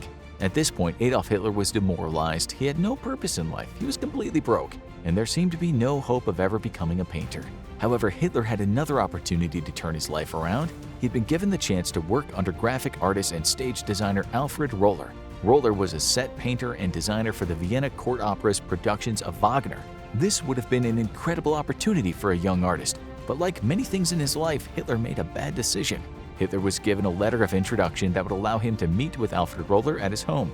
The meeting could have launched his art career to new heights, but as he approached the door, Hitler turned away without knocking. He would try 2 more times to muster the courage to knock on Alfred Roller's door, but would never succeed. It's not clear why Hitler did not seize the opportunity. Some scholars think he was just too afraid to face more rejection, while others believe that Hitler's ego was so big he refused to work in the shadow of another artist. Either way, Hitler's ambitions were falling apart. If he was going to make it as an artist, he would need to start selling his own paintings. Hitler never made ends meet as an artist in Vienna. The only reason he was able to live in an apartment his first year in the city was because his mother and aunt lent him a good, sizable sum of money. But as soon as that dried up, Hitler was on the street. He lived in a homeless shelter and sometimes slept under bridges. It was not the glamorous lifestyle of an artist that he was hoping for. Eventually, he started selling postcards he painted of the city to tourists and picked up a few jobs painting houses, but he still didn't make enough to afford an apartment. He would spend most of his money on basic necessities and art museums and opera show entrance fees. Then things changed slightly for Hitler. He met a man who was able to sell some of his artwork. The irony here is that this man was Jewish. Samuel Morgenstern was an Austrian businessman who dabbled in the art scene. For whatever reason, Morgenstern liked Hitler's paintings and managed to sell several of them. In fact, many of Hitler's early paintings were sold to Jewish buyers. At the time, it didn't seem that Hitler was racist enough to refuse the money from Jewish people for his art, but that would change by the time he rose to power as the head of the Nazi Party. Hitler was now making some money as a painter. It wasn't a lot, but it was enough to get him off the streets and into a room in a hostel. During this time in Vienna, his art became more and more influenced by Austrian and German painters. Hitler even said Rudolf von Alt was his greatest teacher that he ever had. There are many similarities between von Alt's work and Hitler's, especially in their style of painting architecture and landscapes. However, von Alt had less of a problem drawing realistic people than Hitler did. Adolf Hitler later described his other influences as being from Greco-Roman Classicism, the Italian Renaissance, and Neoclassicism. The biggest influence on Hitler's life and what he would eventually turn into was the city of Vienna and the key players in it. In Mein Kampf, Hitler wrote, "For hours I could stand in front of the opera. For hours I could gaze at the parliament. The whole Ring Boulevard seemed to me like an enchantment out of the 1001 Nights." The beauty of the city enamored Hitler, but there was a darker side to things that would eventually lead him down a dark path. There were 2 main movements that influenced Hitler while he was struggling to be an artist in Vienna. Both had racist ideologies and blamed others for the problems of society. George von Schonerer was the leader of the pan-Germanism movement in the city. This group of people believed that all German-speaking people should be unified under a single nation called the Greater Germanic Reich. You could probably tell which part of Hitler's ideology this influenced, as he would later do this very thing in World War II and call it the Third Reich. The second person who influenced Hitler in Vienna was the mayor of the city, Karl Lueger. It's Lueger who promoted the anti-Semitism principles that Adolf Hitler would adopt in life. Lueger explained how it was the Jewish business owners and Jewish people in general who were making life hard for the German middle and lower classes. When Hitler started his rise to power in the Nazi Party, he used the doctrines and tactics of both Schonerer and Lueger to rise to the top. The combination of both these men was just what Hitler needed to secure his position as the head of the party and spread his anti-Semitic belief system to the people of Germany. Basically, Hitler didn't do anything new to help him gain power. He just used what he had learned from the men he idolized in Vienna during his time as an artist there. For someone who ended up loving war so much, Hitler never registered for the military in Linz like all citizens were required to. In 1913, this decision caught up with him as the police started looking to arrest him. He needed to get out of the city, fast. Hitler had not given up on his artistic dream, but Vienna was getting too dangerous. He had some connections in Munich, so he packed what few personal possessions he had, and in May of 1913, got out of Vienna. Once in Munich, Hitler encountered slightly more success as an artist. He continued selling small watercolors and oil paintings of architectural features and landmarks in the city. A few wealthy patrons also commissioned Hitler to paint landscapes for them as well. Things were starting to look up for Adolf Hitler's art career. Then, suddenly it all came to a screeching halt. World War I had begun, and although this would give Hitler a new calling, his art would be put on hold for the time being. When World War I broke out, Hitler finally decided to fulfill his military duty. The embarrassing thing was that when he enlisted and took his fitness exam, he failed. He was deemed unsuitable for combat and support duty because he was too weak and incapable of firing weapons. Hitler didn't really mention this in his autobiography, probably because it would have been too embarrassing. But like with art school, he just didn't have the right stuff. In August 1914, the German army became desperate for infantrymen, and Hitler was able to finally enlist. While serving in World War I, he brought paper and canvas along with him to continue drawing and painting even as the war raged on around him. Even though Hitler volunteered to fight, he appeared to be more interested in continuing his art career than his actual duty. During this time, Adolf Hitler did his final paintings, which were made up of farmhouses, landscapes, and other images he saw during the war. After World War I ended, Hitler put down his brushes and replaced them with anti-Semitic rhetoric, fear-mongering, and his nationalistic agenda. Interestingly, once Adolf Hitler came to power as a leader of the Nazi Party and Führer of Germany, he did something unexpected with his painting career. For whatever reason, Hitler wanted to erase any trace of what he had done as a young artist from the face of the earth. He was so serious about locating and destroying all of his own paintings that he created a special task force and gave them whatever resources they needed to get the job done. A man named Schotte Strathaus was appointed by Hitler in 1936 to locate, buy, or steal any works of art created by him. Strathaus took his mission very seriously and located hundreds of works of art that Hitler had made. He destroyed them all. Strathaus spent years tracking down the paintings and only stopped when World War II broke out, and the Nazis needed every available soldier to fight in the war. This means that by the time World War II came to an end and Hitler shot himself in a Berlin bunker, only a handful of his pieces were still in existence. Much of his work was actually secured by the US Army, who collected them and hid them away in storage. There was never any intention of creating an exhibit out of them or letting the painting see the light of day ever again. However, the same can't be said about all the pieces of Adolf Hitler's artwork that found their way to private collectors. A group of 18 watercolor pieces was sold by Peter Jahn, a collector of Hitler's early work decades after the war, for around $50,000 a piece. More recently, a painting of Neuschwanstein Castle in Bavaria done by Hitler sold for approximately $113,000. In Germany, it is illegal to sell anything that has Nazi symbolism on it related to Hitler. However, if Adolf Hitler's signature is on an object and there are no Nazi symbols, then it's okay to sell and display. In 2015, 14 works of art created by Hitler were sold for $450,000 at a Nuremberg auction house. So, the question is, was Adolf Hitler a successful artist since his pieces are now selling for relatively large sums of money? The answer from many art historians and collectors is absolutely not. The reason these pieces are selling for so much money is because they were created by one of the most infamous and hated men who ever lived. If the paintings were created by anyone else, they would either be collecting dust somewhere or destroyed long ago. Most historians agree with the consensus of the Academy of Fine Arts in Vienna. that rejected Hitler twice. His early work show that he had some talent for painting architecture, but the pieces themselves don't show any emotion or take any risks. Heinz Joachim Maeder, who works as a spokesperson for the Kloss auction house in Berlin, said, "If you walk down Messina and see 100 artists, 80 will be better than Hitler. Maybe if Hitler had been allowed to study at the Academy of Fine Arts, he could have refined his skills and worked on painting humans in a way that evoked some kind of emotion. But he was never given the opportunity. It's crazy to think about how different the world could have turned out if Adolf Hitler was just a slightly better artist and had become successful.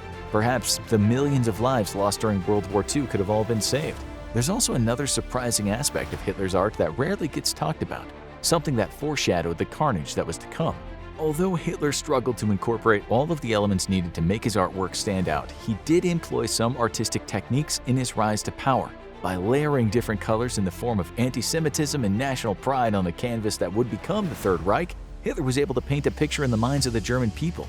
His experience in Vienna set the foundation for him to meet people with strong and terrible dogmas that he then incorporated into the Nazi movement. Even while in power, the rigid and emotionless techniques he used in his paintings became part of his main agenda.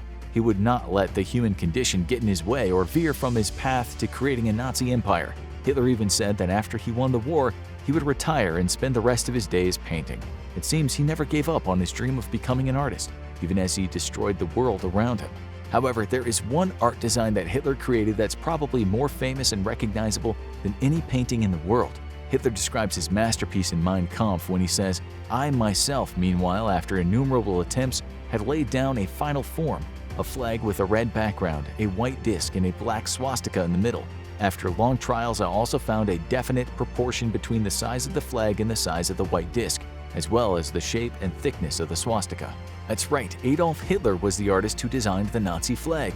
It's one of the most identifiable symbols in the world, and obviously not for good reasons. So, if Hitler's goal was to make something that everyone would recognize and connect him with, he succeeded. The swastika that Hitler used in his design was a bastardization of a symbol from the ancient civilizations of the Near East and India. German archaeologist Heinrich Schliemann found a similar symbol in the ruins of the ancient city of Troy and on old Germanic pottery. He assumed incorrectly that the two symbols meant Aryan people had an empire that spread across the world. This absolutely inaccurate conclusion led to many Aryan nationalist parties to adopt the symbol at the time, including Hitler's Nazi Party. Again, the symbol is not Aryan in nature and never was. It was just misappropriated from other cultures. Hitler used the colors black, white, and red in his design to represent the old flag of Imperial Germany. This symbolized a time when Germany was powerful and wealthy, which resonated with many people who were struggling to recover after the sanctions placed on the country after World War I. Looking back on Hitler's art career, we can safely say he was never going to be a great painter. His inability to express emotion through his artwork and the lack of innate talent made him a decent postcard maker and house painter, but only a mediocre artist. His most recognizable work of art is the Nazi flag, which is now only used by infinitesimally small numbers of people who, like Hitler, are monsters. Adolf Hitler failed at winning World War II, failed as a leader, and failed as an artist. Now watch why Hitler's nephew was his worst enemy, or check out last 24 hours of Hitler's life.